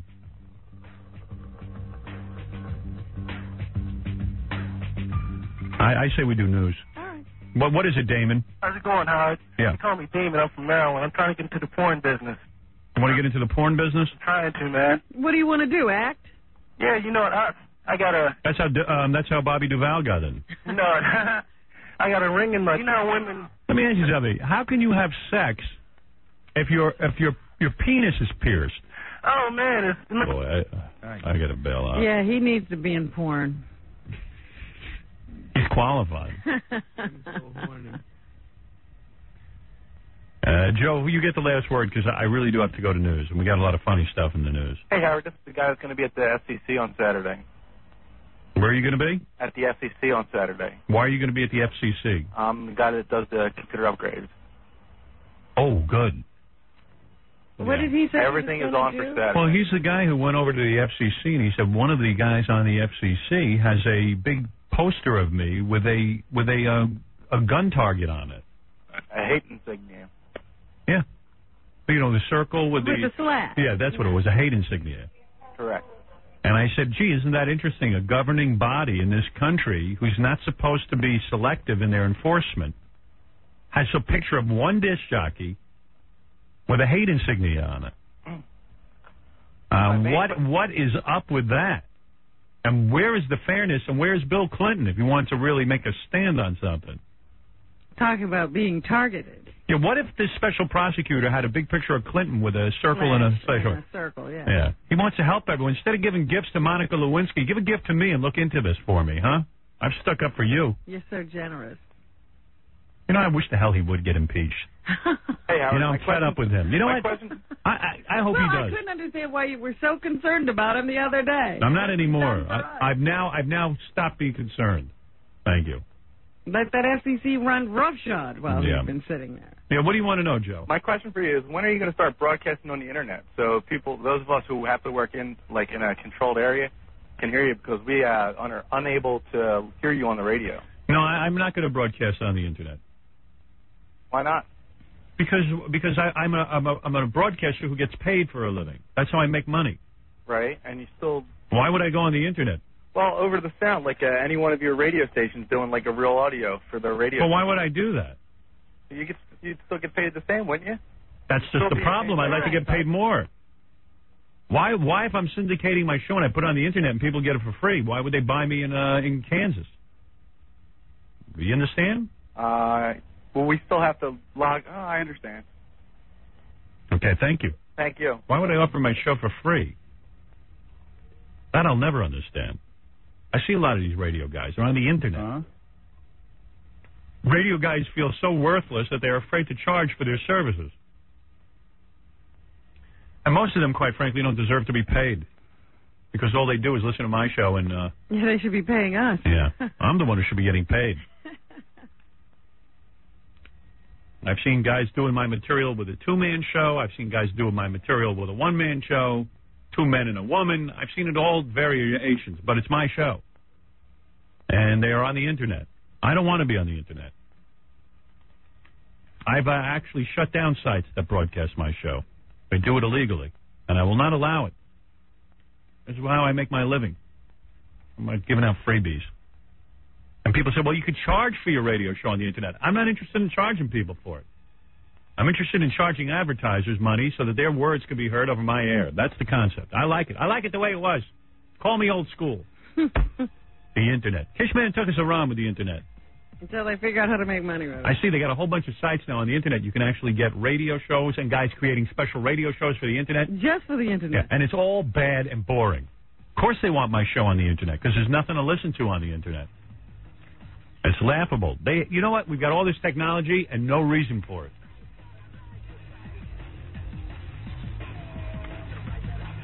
Right, Robin? That's right. Right. Do the lead story. Come on. Let's get this going. Well, I'm just fascinated seeing how much the Kennedys are worth. Did you see this? No. First of all, how did you find any news besides Clinton? I had to look hard. I bet. Because it's deep in the paper. This is who now. Which Kennedys? Do you mean all the Kennedys combined? The family. The entire net worth. The family fortune. Does that include Jackie Onassis? No, I would not say so. This is the Kennedy fortune. I'm going to say $200 million. No, you'd be wrong. How much? No. They say that the Kennedy family is unloading its real estate for $625 million. With the sale of the family's biggest asset, the Chicago sprawling merchandise mart, the Kennedys will collectively be worth an estimated $836 million. What is the, like when you say the Kennedy mansion, who gets that money? The merchandise mart. No, the millions, I think there's a family trust. Oh, and all Kennedys get to participate? Yes, I would imagine so, that each one has some kind of a trust situation. I'm getting to it. They say that with that size fortune, you know, that's nice. You know, we consider the Kennedys American royalty, but they don't match the kind of money of families like the DuPonts, the Mellons, the Rockefellers. Those heirs typically get trust fund checks as much as 10 times fatter than checks for the Kennedy kids. Wow. What a great life. You know, I read an interview with Sean Lennon, and he was saying, you know, my life is pretty easy these days. And you think about it, it's true. Like, John Lennon had one son. Mm-hmm. Yoko Ono was his wife. She controls the money. He left money. John Lennon had 2 sons, but he left one son out of his will. Yeah. So, I mean, can you imagine the money that Sean Lennon gets? I mean, can you imagine the life where you never have the issue of making a living? It must be unbelievably liberating. And some people say, yeah, but it doesn't build character. Who cares? Who needs character? I would trade places in a minute with that kid. As long as I didn't have to wear those big, thick black glasses he wears. But you have to hang around with Yoko all day. There is a drawback. Maybe you don't know the difference. You know, if she's your mom, you dig her.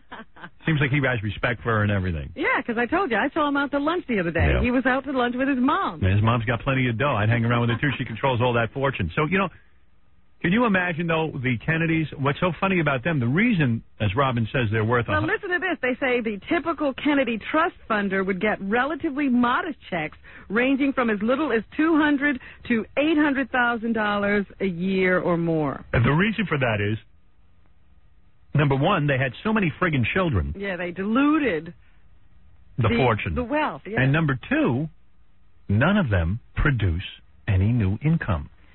What? None of them. None of them. Somebody must be running this empire. Oh, they're running the empire, but the problem is it keeps getting diluted. There has to be new funds coming in, new money coming in. In fact, the only guy who made money was the original guy, Joe Kennedy. Right. Well, who of the other, None. Who in the DuPonts are making money? Well, the DuPont family still has industry. Right. But that generates they can't income. do anything. They can't, but they sit on the board of all this stuff, and they hire people to run it for them. Right. What the Kennedys, the grandfather was a bootlegger. He made a fortune. And now you have a bunch of children who are incompetent. None of them have the business panache of this grandfather. And, they do public service. Some of them are playboys. Some of them are whatever. Some of them ski down hills and go into trees and fall in love with babysitters, whatever. But none of them generate money, know how to go out and make a living. Well, the only one who's even got a job is that John F. Kennedy Jr. He's got a magazine that God only knows if that makes a penny. You sure that's not costing him money? I bet. I mean, he doesn't make any real money with that. When I say real money, I mean hundreds of millions of dollars. He doesn't have to rely on the Kennedy fortune for his income either. No. Jackie had a bunch of money. That's right. That's right. That is absolutely correct. But here we are. And the Kennedys got to go. We got 50 million grandchildren. And nobody's making new money. There's no incentive to make new money. They say Jackie died with about $100 million. And what's crazy about it is, with that kind of capital, you could make a dynasty that would go on forever. But they can't find anyone who can run a business. Or even get into a business. Or stop having children. Yeah, right. It's just, all they do is have children. And divorces, and that dilutes the family fortune, too. They say the richest of the lot is Senator Ted Kennedy with individual holdings of more than $3 million. That's not a lot. $3 million? That's all. Wow. Plus annual income of about $400,000 from various blind trusts, not counting his more than $800,000 a year in checks from at least 2 of the dozen trusts and charities set up by family members, or for family members. Yeah, I would have thought he had much more money than that. No. Oh. Well, he probably does, like in real estate holdings and I don't know. It's odd, bizarre, because you don't know where the money went. Beer. Beer? Yeah. And Shivers. You wonder where the money went. It went to Shivers. He certainly lives like a man much richer than that, don't you think? Yeah. Yeah. Yeah. Yes. Yes. But I think it's all those family holdings like Hyannisport. Hyannisport. Yes. And the Palm Springs or the Palm Beach place that they eventually got rid of. Every Palm Beach and Hyannisport, Mother used to go there all the time. We sold the wheelchair. Yes, that brought in quite a hefty amount. And really, when he's getting about $800,000 a year, you don't have to spend any money. Era.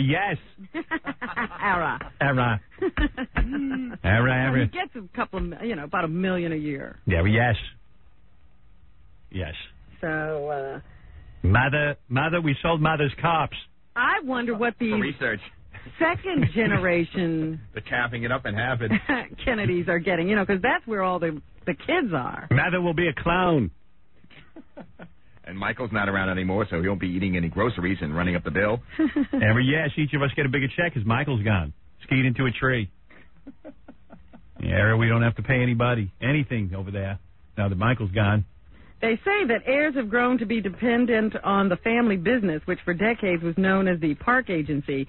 Whenever a family member ran up a bill, from lawyers, airline tickets, to shopping sprees and rent, it was submitted to the Park Agency for payment.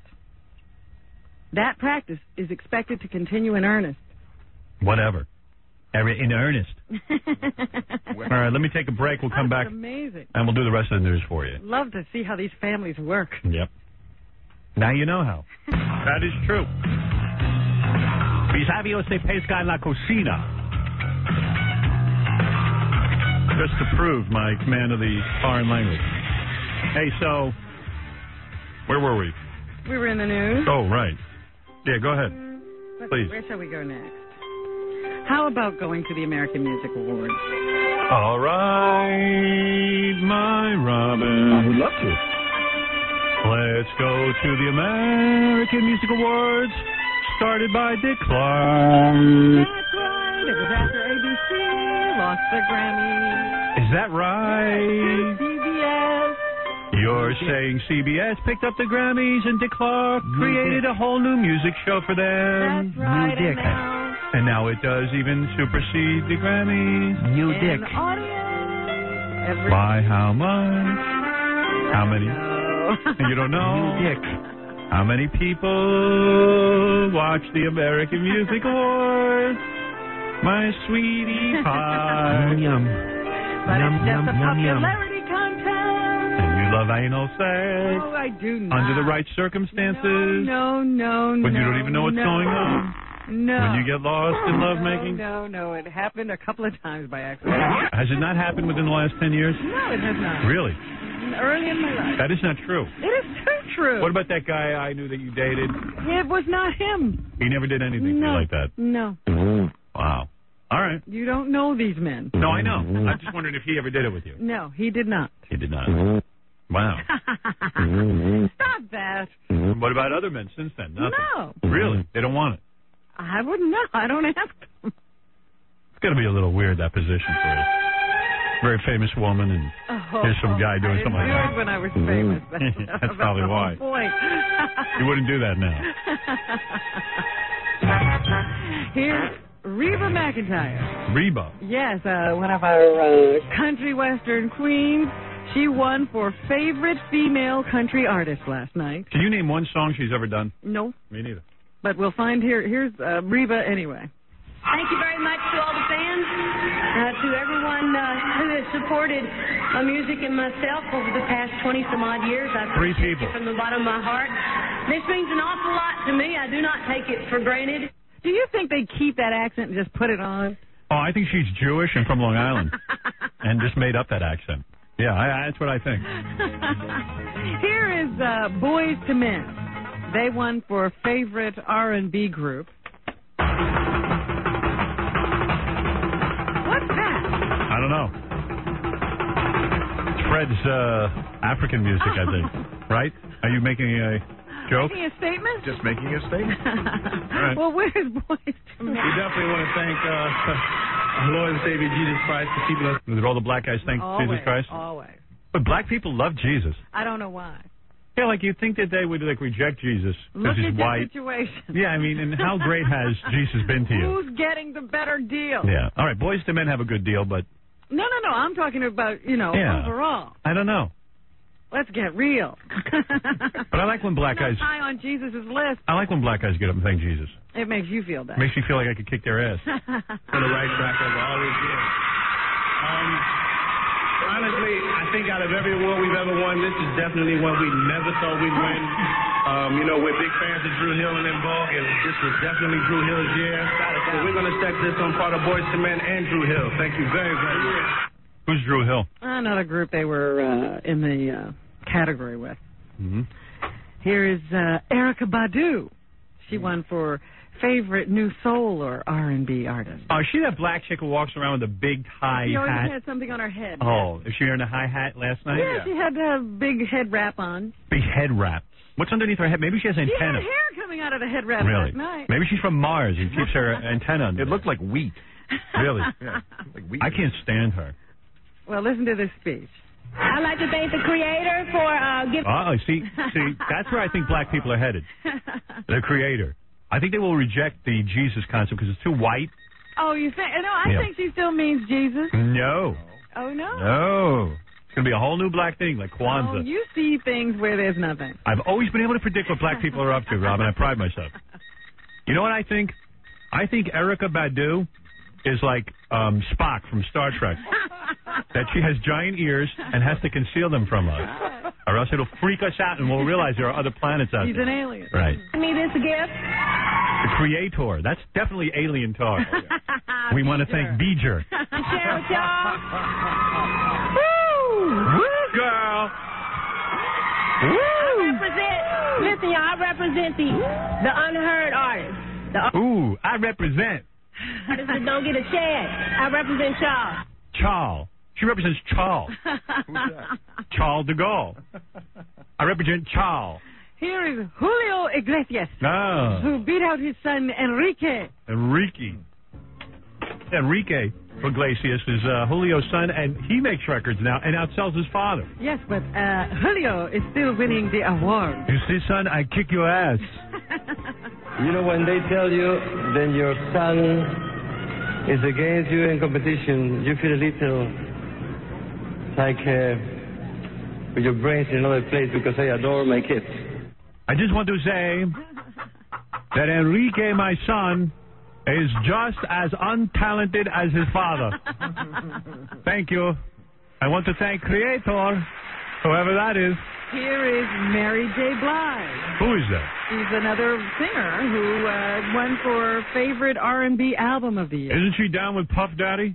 Could be. I don't know. Wasn't she married to Biggie Smalls? No, that was Faith something or other. Isn't it in fact true that she has blonde hair, Mary J. Blige? She does.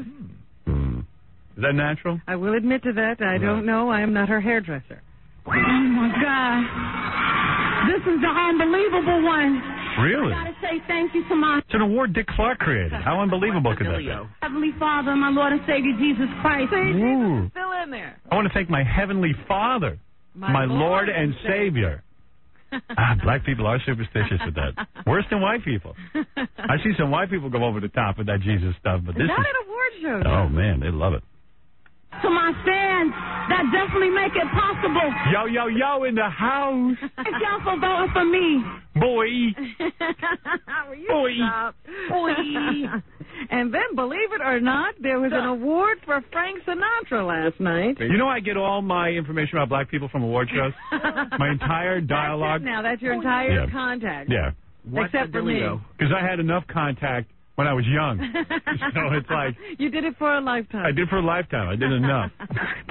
Well, here is Nancy Sinatra accepting the Award of Merit for her father, Frank. One thing you'll be sure of, me and Robin will never thank our Heavenly Father for anything. Not at all. You won't thank your father for I anything. won't thank any father, earthly or Oh, heavenly.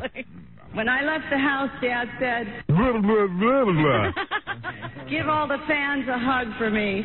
I bet. Because they made me possible. Yo, yo, yo. Boy. Hey. Yo, yo, What are yo. you doing still living at home? Yeah. When I left home this morning, Dad said to me, honey, aren't you like 58 years old? What are you still doing? Get out of the house. Hey, baby, could you tell the fans to get you out of my house? Maybe they could take you in. Maybe you and your brother could leave. Self-hugged by the chairman of the board. All right, chairman of the board in the house. There's more Nancy Sinatra. All right. Thanks for being an inspiration to me and so many others. Cool. For setting so high a standard and sharing your smarts. I'm so proud to be your daughter and so happy to accept this wonderful award for you. I could get her. The Spice Girls were the big winners of the night, but they weren't there, so they just couldn't accept any. They're busy with their scary careers. They are rehearsing for their world tour over in Ireland. That's an important tour. So anyway, here's some of the performances. I told you it wasn't a lot of live performances there on the show last night. Right. You had Janet Jackson lip syncing and Puff Daddy lip syncing, and Yo, yo, yo. so I had to pull out these as real performances. Here is Trisha Yearwood, who is a country western singer. Yeah, I might have tuned in for this and then tuned right out. She a blonde chick? Yeah. All right. You did see her. Yeah, awful.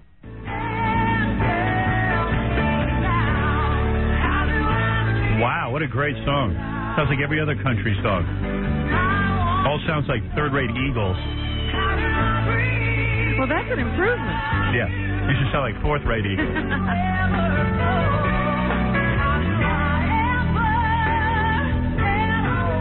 What is it, Jacob?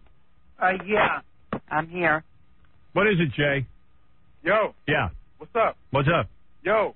Yo, yo, yo. What's up? What's the deal? What's the matter with Erica Badu? What's the matter with her? I don't dig her. Why not? I don't like that hat. What's the matter with the hat? Bothers me. She's a good singer. She's living in America, man. Dressed like an American. What does that mean? She's like trying to be all African. Yeah. And so, but I'm not down with that. I'm saying, but that means you. That went out in the 60s with the ashikis, man. Nah. You're an American, you dress like an American. Nah. It's one thing if she came over from Africa. She's from Brooklyn. Nah, she's not from Brooklyn. Yo, yo, yo, in the house. Yo. Yo. Tell Puff Daddy he's pussy. What's wrong with him? He's a pussy. I think Puff Daddy. Nah, man. He's all about illusional rap. Man, he's West Coast. He could kick your ass. Nah, he is? A lot of Puff Daddy. Puffy's East Coast? East Coast. Yeah, man. Oh, I didn't know I was down with that. He lives in your neighborhood now. Is that right? He got enough money. Yo, yo, yo. He got enough money. Why is Puff Daddy a pussy? Because he talks about illusional stuff and he hides behind wannabe gangster rappers. Oh, I gotta get it. I gotta get out. Can't get into it. Weren't we listening to Trisha Yearwood? What happened? Yeah, I bailed. Here is Enrique Iglesias. Is he singing? Yeah. Oh. What does he look like? Like his father, all fake? No, actually, he's kind of cute. Really? Must have had a pretty mother. Oh, my God. Is this real? This is what he does. Why,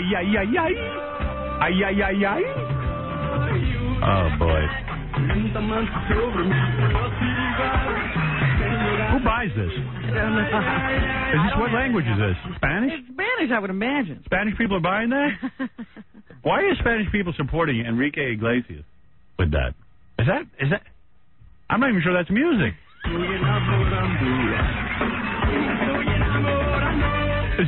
What is that? It sounds like a bad television commercial. Like a beer commercial. I couldn't believe it. I said, this is what he's selling, and his father is selling what he's selling. I don't know anybody who's buying any of it. Was he wearing bad outfits? Like no, he was like, dressed like a flamenco? Like he had a T-shirt and jeans or something. He's like not even dressing up. Oh, he's hip. Yeah, punk or something. He's a punk. All right. Who else? Boys to Men. They always give a good performance. Boy. They do? I mean, they do. Oh, yes. I don't even understand that. This is the same song they did on at the Super Bowl. Okay. This is their new big hit. Something about their mom. What's it called? Something about a mother. Go on.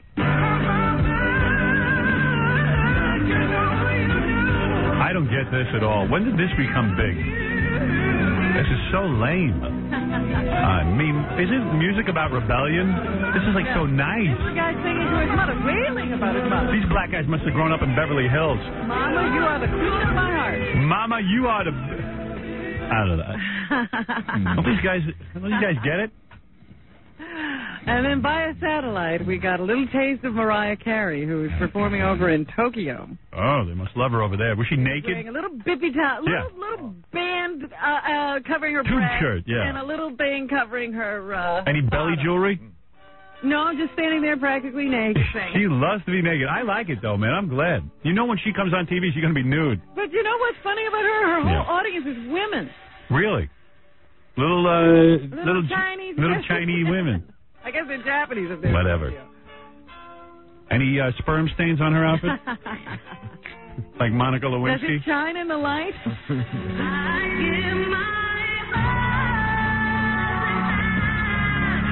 Where's she singing? In Japan? Yes.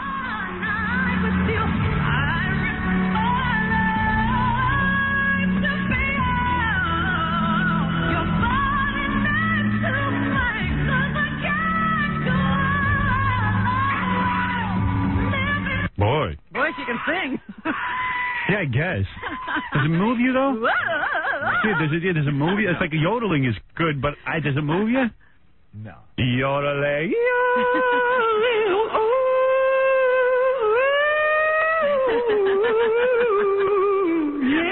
I said, the gymnastics in that voice, I got to bring that to people. But where's the song? And she doesn't sing with her hand as she's doing it. And she moves her hand a lot, right? She got that big old hand.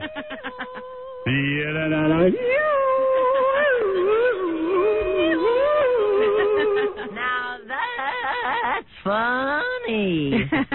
Hey, now. What's the deal? See a lot of these bands, they do that now. Like Everybody's yodeling. Yeah. A lot of yodeling going on. What's the deal? What? I don't even know what you're saying. Not one line is sung without some of this stuff in it. I give my heart.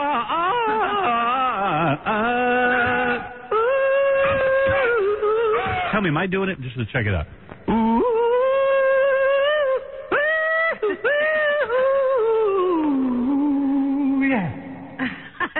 That's it. That ain't hard. I can do that.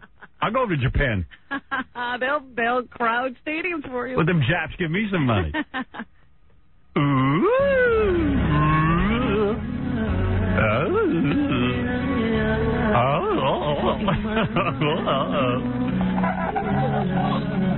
Verbal gymnastics.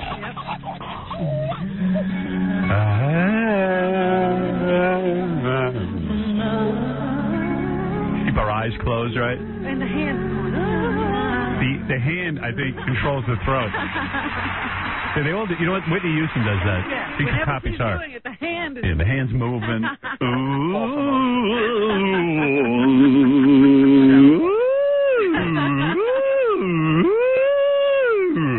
Yeah, maybe some volume control. Yeah. Yeah. Maybe there's like a string attached to her arm. Somebody working her. Maybe, I don't know. Maybe she's making shadow puppets on the wall. Go along with the show. Anybody else there, Robin? I love the stars. Nope, I think that's all I have of the American Music Awards. Oh, that's a good report. Anything left in the news? Yes. Go ahead, Rob. We have to talk about the president. Hillary Clinton made her first public appearance and answered questions for the first time about the latest presidential scandal on the Today Show this morning, interviewed by Matt Lauer. Yeah. She stood fast and said that she does not believe any of the allegations. She believes that it's a plot by some extreme right-wing organizations to bring down her husband. Right. And she says that eventually we will get to the bottom of this and we will discover what the rationale was behind launching these allegations, and we will get all of the information about her husband's relationship with this 21-year-old intern in the White House. She even said that it's very possible that her husband gave this young lady presents because he's a generous man. He is. You want to play some tape? No, Are you waiting for me? I don't have any Hillary Oh, I didn't know. tape. I don't know. Sometimes you pause on it. I think I'm supposed to play tape. Sorry. I mean, I don't know.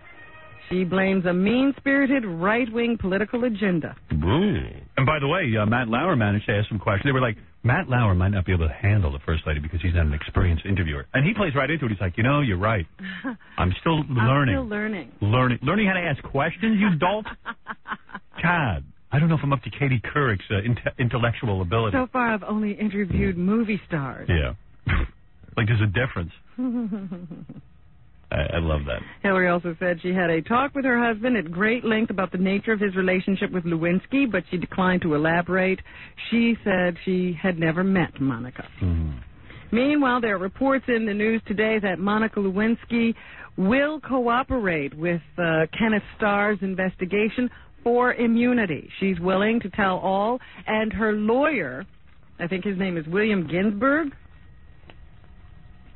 I'm sick of these lawyers, man. I am Everybody so has sick to of have them. one. Everybody's got a lawyer but me. William Ginsburg, is that his name? Yes. Of course.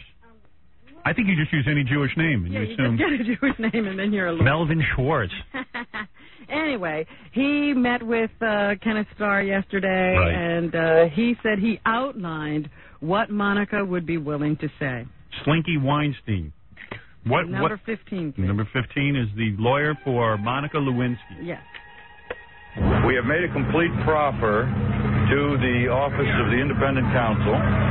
He has indicated that he will consider our complete proffer, and he will then call us back and tell us what he wants to do. A complete proffer. I love legal terms. Can't say we made an offer. It's a proffer now. Yeah, because we don't know what a proffer is, so that he can feel good about his education. Proffer. Let's disguise the language. Yeah. Meanwhile, the president came out yesterday and issued a complete denial. Here Right. it is. I studied on killing you. Well, I want to say one thing to the American people. Oh, what a goose I am. I want you to listen to me. I'm going to say this again. I did not have sexual relations with that woman. Now, you ain't calling oral sex sexual relations, are you? Miss Lewinsky, I never told anybody to lie, not a single time, never. These allegations are false, and I need to go back to work for the American people. Woo, we got an angry president. I'm busy. Beating on a table and everything. Well, now he can't get laid anymore. I wonder if he's having, like, sex with someone as these allegations are going on. I bet you he is. That would be funny, wouldn't it? Well, but they say the guy who claims that the president has a sexual problem, he's a sexual addict, yeah. He says that the problem gets worse under stress. Right. Which would mean he would need to. That's right. I got a real problem on my hands. So what are you going to do? I didn't do anything. Meanwhile, Mike McCurry, who is the spokesperson for the president, says that all these personal problems are overshadowing the State of the Union address for tonight. Duh. The State of the Union speech annually is one of the most important. We want to talk about the president's penis. If not the most important speech that the president gives, because it sets out our goals and objectives for the year. Is the speech being given in stranger circumstances? Of course it is. I'm desperate. Send me Janet Reno. No one will suspect. Everybody's wondering, of course, what the reception will be tonight on the Hill when the president goes there to make his State of the Union address. Newt Gingrich says he will be treated with dignity. Yeah. The President of the United States will be an honored guest to the House and Senate, to be received in a cordial manner, as every president has since Woodrow Wilson began the habit of delivering the address in person. Newt had his own problems just a couple of years ago, months ago. Yeah, he understands this kind of a situation. Right. Nobody can make any comments because they've all had this happen to them. Right. Meanwhile, Jennifer Flowers is once again with us in the press almost on a daily basis. Everybody's interviewing her. It seems now that the latest scandal has given her previous allegations about the president credibility. Here she is from a 1992 interview speaking or commenting on Hillary Clinton. I think Hillary's in a very difficult position right now, and I admire her in a lot of ways. I would not want to be where she is at this point. Sure you would. You'd like to be the First Lady of the United States. Look, she admires her because she actually got Bill to marry her. Right. It's like, hey, she must be real tricky because I can't do it. Yeah, I came close, but I couldn't get him. Here she's commenting on whether she has any misgivings about her affair with Bill Clinton.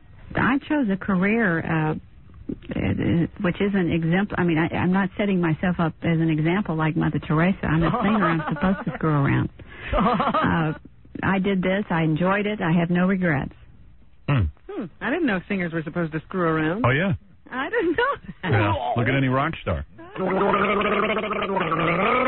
And in another excerpt from that same interview, she was asked if any other women had affairs with Bill Clinton. I think so. And this is certainly, these are things that I have heard. I don't know anything for a fact. But I heard a figure of like 28. How about 100? Well, once he became president, he became a little more active. Right. Yesterday, I said to you, I asked you if you had had discussions with your children about the president's latest scandal. No, I don't think my kids read the paper. They don't care. They've never asked you once? No, I told you for a second we talked about it. Well, here's Anne Plachette. She is the editor of Parents Magazine. She says, here's what you tell your kids. Because my kids and me, we pretty much just talk about farting, duty, and like pubic hair. Topics like that. They know to come to me for that. Play number 2. The biggest mistake you can make is to leap in there with a detailed explanation of what you think is going on, and either they don't really care or they can't understand it. Conversation with my kids is pretty much, something smells. Dad, did you fart? And I'm like, yeah, kind of. That was like 5 minutes ago. Oh, who farted? Dad, it was you. No, I didn't fart. That's pretty much it. Your children are getting older. You're going to have to stop having conversations like that. That's what we talk about. And Plachette says, don't tell them too much. You got to find out what they want to know. All right. particularly if it concerns sex, we make the mistake of if someone says, well, Mom, where do I come from? And you go into a huge explanation of sex, and the kid really wants to know what city they were born in. The kids come home and they go, hey, we did real good in school today. We had midterms. I got a 94. I go, oh, that's good. Dad, did you fart?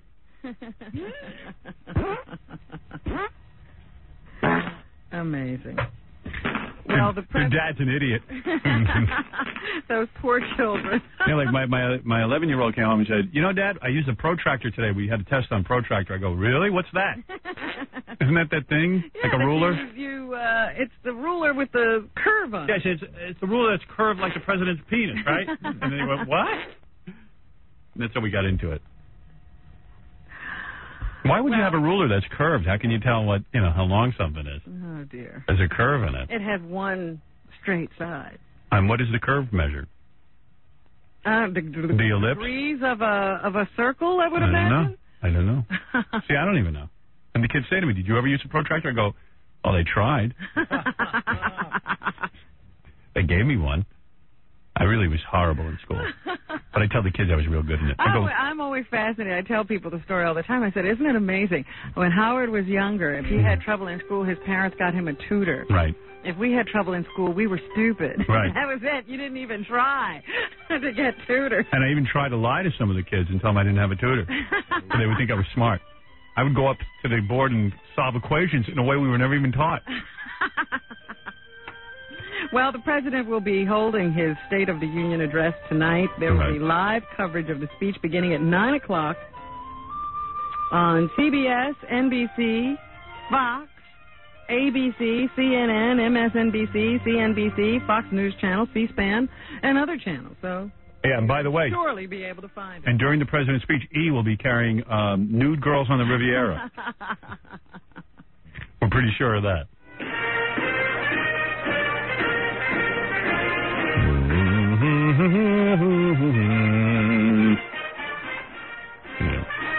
Did you know there was a space shuttle flying around up there? No. We've been so consumed with the president and what he does. I didn't know this. With his pants. We haven't even paid attention to the fact that the space shuttle Endeavour is up there. They're spending another day in space. They were, this is horrible. This will certainly get you out of bed. They were awakened this morning. You know how every morning NASA plays some stupid song for them? Yeah. This morning they played Clap for the Wolfman. Oh, my God. Who's picking the music over at NASA? I don't know, but they need some help. Yeah. The combined crews of the shuttle and the Russian space station Mir will continue transferring supplies and equipment from the shuttle to the Mir space station today. How long have those guys been up there? A couple of days. I think Really? they went up sometime last week, actually. Amazing, we don't even know. A 2-year-old toddler from Yonkers has died after falling out of his car in northern Westchester. Efforts to save the boy at the Westchester Medical Center failed. This young kid died at about 12:05 yesterday, but the hospital did not release news of the boy's death until late yesterday. State police say the toddler was in the back seat of the family car on Route 684 in Westchester in Armonk, and they guess he was sitting in the back seat with his brother, and they started playing with the window. The kid wasn't in a car seat? I guess not. Wow. And what happened? The kid jumped out the window? They just say, yeah, he fell from the car onto the shoulder of the road. Wait. He opened the door and fell out. He was messing around with the window and then opened the door and then fell out the door? Yeah. Wow. Aren't you supposed to have those safety locks and What were they driving? all that stuff in the car? Yeah, sometimes you forget to put them on, I guess. But I thought a 2-year-old is in a car seat still. Well, you're supposed to be. That's the law. He was wearing a seatbelt, but was not in a child restraint seat. And those seatbelts don't work for little kids, No. do they? Hell, Fred's still in a child safety seat. So it is very, very important to make sure your child is in Absolutely. a safety seat and that they can't get to the door. Unless you don't like your kid. Then You let them go. you let them go out the door. Hope for the best. Right. Thousands are expected to gather in downtown Denver today for the victory parade for the Broncos. That should be fun. Last night, the last outbreak was really good. President Clinton took time out from preparing the State of the Union address to give this year's Super Bowl champs a call. Notice that usually he calls right after the game, but this weekend he was so busy with his own damage control, he opted not to make the call then. Yeah, well, how do you want a bunch of football players going, so, Mr. President, what's the deal? Laughing at him. What? He offered what you like, man? He offered his congratulations to Coach Mike Shanahan on the team's great victory, which he described as one of the greatest Super Bowls ever. It was a great Super Bowl. At least 25,000 elated fans roared and threw confetti last night at a welcome home rally at Mile High Stadium. Quarterback John Elway thanked the crowd. Let's hear this. There's 53 guys and a bunch of coaches and an organization that really deserve to win. But for 38 years, you guys have been there, and you deserve it more than anybody. All right. Way to go. Way to win the fans over. Do we have some of the crowd noise? You can hear what it sounded like when the Broncos... I like Elway. He wasn't all egotistical like Favre. Like Favre's like, I'm the best quarterback that ever lived. Hey, man, what about Joe Montana? He's... How many quarterbacks win that many Super Bowls? How many Super Bowls did Joe Montana win? What, 3? Yeah, I mean, I haven't seen Brett Favre do that yet. What about the health only secretary? 28, though. I know. But all right, be a little humble. Be a little humble. But I'll tell you, with the way that team looked the other day, I doubt if they'll get back again. It was tough. They didn't have what I expected. No, not at all what you expected. Obviously, they didn't have what I expected. I lost $450. Opera singer Luciano Pavarotti is completely fine today. You've been very worried about his condition. He became dizzy while singing at the Metropolitan Opera the other day. His manager says Pavarotti went to the doctor yesterday and had a complete physical. The singer has not yet decided whether he will sing as scheduled in the Elixir of Love at the Met on Thursday. So we're all waiting with bated breath. Elixir of Love, isn't that what the president left on that girl's dress? To see what the great man will do. Right. They say that he had a spike in his blood pressure the other day that caused him to feel dizzy. The Long Island woman accused of killing her daughter because she said the girl was possessed by a demon is due back in court this morning along with the dead girl's sister. Vivian Miranda is expected to plead not guilty to the charge she killed her 17-year-old daughter, Charity. Her lawyer, Eric Nyberg, doesn't think the Suffolk County District Attorney has enough to convict his client of intentional murder. Yep. Can you believe that? No. Nyberg is the same guy who defended Amy Fisher. He's busy. He withdrew his request for a psychological exam. He says the mother is coherent enough to assist in her own defense. The 39-year-old Vivian Miranda and her daughter, 20-year-old Serena Martin, both of Sayville, will appear before a Suffolk County judge in criminal court in Riverhead today. Both mother and daughter were indicted on second-degree murder charges on Friday. Right. It's going to be a quiet Chinese New Year in New York City. Especially at my house. It's the second year in a row for the city's ban on fireworks. The Chinese New Year begins tomorrow. How will you be celebrating? I'm not. I'll tell you one thing. I subscribe to one New Year and one New Year only, January 1st or whatever, December 31st. Well, there are several other New Years. Well, I don't believe in it. I believe there's one New Year. Anyway, I think this is the year of the tiger. It is. I went to a Chinese hooker yesterday. She told me. Went for a little rub down. Back to Monica Lewinsky for 1 second. Monica Lewinsky reportedly believes President Clinton is good for Israel and the Jews. Why are we asking her this? Why doesn't she run for president? Yes, sir, that's my baby. No, sir, I adore me, maybe. Yes, sir, that's my baby. No. Her lawyer told an Israeli newspaper that Lewinsky admires Clinton's position concerning Israel, and both Ginsburg and Lewinsky are Jewish. Oh, they are Jewish? Mm-hmm. Yeah, because her father's a doctor and her mother's an author. That makes her Jewish? Yeah, you know those people. But the president said yesterday on our show. All right. Let me see if there's anything else to bring up today. So. Oh, Britain is getting in on the tough talk about Iraq. Everybody wants these inspections to start up again. The United States is saying that they will start considering military options because they've run out of diplomatic ones with Iraq. And the Prime Minister of Great Britain says his country is ready to use force if Saddam Hussein does not cooperate with the UN's weapons inspectors. Yeah, he's threatening to send the Spice Girls over there, including Scary, to take care of the problem. Well, that might work.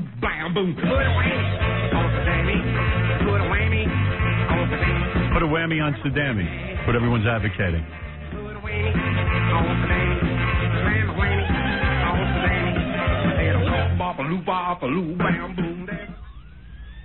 All right. Anything else, Robin? A game called True and Dare may have led 2 Alabama students to have sex in a schoolroom. The 2 are 13 years old. They've been suspended from their Birmingham school. So has a 16-year-old girl charged with harassing the young students into having sex in the classroom. That's a sexy school. Other students allegedly concealed the sex act. The mother of the older girl told a school hearing yesterday that her daughter wasn't responsible for what happened. She said the younger students had sex as part of what she called True and Dare. I thought it was Truth or Dare. Finally, something Scott Einziger hasn't done. Sex in a schoolroom. 3 Americans are doing time in a Swedish jail for using Nazi salutes during a rock concert. 13-year-olds are having more sex than me. What are Nazis doing? These are some Americans who were performing in Sweden. And they used They used a Nazi salute during their rock concert, and now they're in jail. The January 3rd incident violated Sweden's hate laws. Michigan-based band Max Resist appeared at a concert near Stockholm. The singer, Sean Sugg, was convicted of giving the Nazi salute. So were a guitarist from Indiana and the girlfriend of a band member. What is the Nazi salute? This thing? When you go like that? Sieg Heil. Oh, Sieg Heil? Yeah. You do that and you get arrested? In Sweden you do. A Swedish resident was also found guilty. Wow. The leader of the band says he just hopes his carpentry work will be waiting for him when he gets out of jail next month. I'm sure it will. You know, back to his real profession. A good carpenter is hard to find. I don't care if he's a Nazi or not. You'll be waiting, huh? And I can't care if my carpenter gives me the Sieg Heil. The guy's good. Gotta go with him. Right. And today you better tune into Court TV. That's with Mayor Koch? No, not the People's Court. I'm talking about the station, Court TV. Oh, yeah, I watch that. They will be carrying live coverage beginning today at 9:45 a.m. of a lawsuit brought against male supermodel Fabio. Wow. Will he be showing his man breast? His former manager is suing him for $6 million in a breach of contract suit. It's hard to believe that Fabio has a $6 million contract. She claims that Fabio abruptly terminated their agreement in 1992 and that she did not receive enough compensation from Fabio's subsequent stardom. Court TV will also air The Question of Mercy, the Carla Faye Tucker story, tonight at 10 o'clock. The documentary examines the case of Tucker, a Texas woman facing the death penalty for killing 2 people in Houston 14 years ago. Poor Fabio. What are the odds of him making any money? And now this woman's going to try to come and get $16 million from him? 6. No, I see. 6 million. Yeah, I say let him keep his money. Oh, one other thing. In page 6 today, did you see this? Yes. I know what you're going to say. Kelly McGillis. Kelly McGillis. Yeah, Kelly McGillis. Making out with the bartendress at Henrietta Hudson and hogging the pool table at the Suffolk Saloon. Now, I'm sorry I wasn't there. What's the Suffolk Saloon? I would imagine that's a lesbian bar. Really? Well, there you go. Isn't she married and has kids? Yeah. How can this be? She was the woman in Top Gun, remember? I tell you, I haven't been so outraged since, what's that guy who we had on the show? Lou Diamond Phillips' wife left him. All right, Robin, thanks to Robert Duvall. His new movie, The Apostle, opens this Friday. Oh, stop with that. And this Friday and Saturday, Steve the Gorilla will be performing in the South Florida production of Grandma Sylvia's Funeral.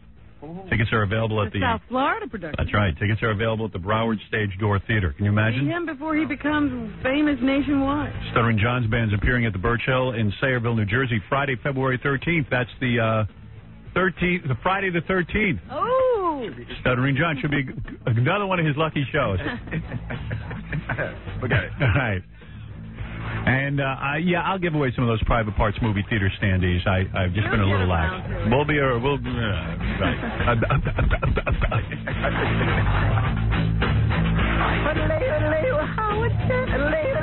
Howard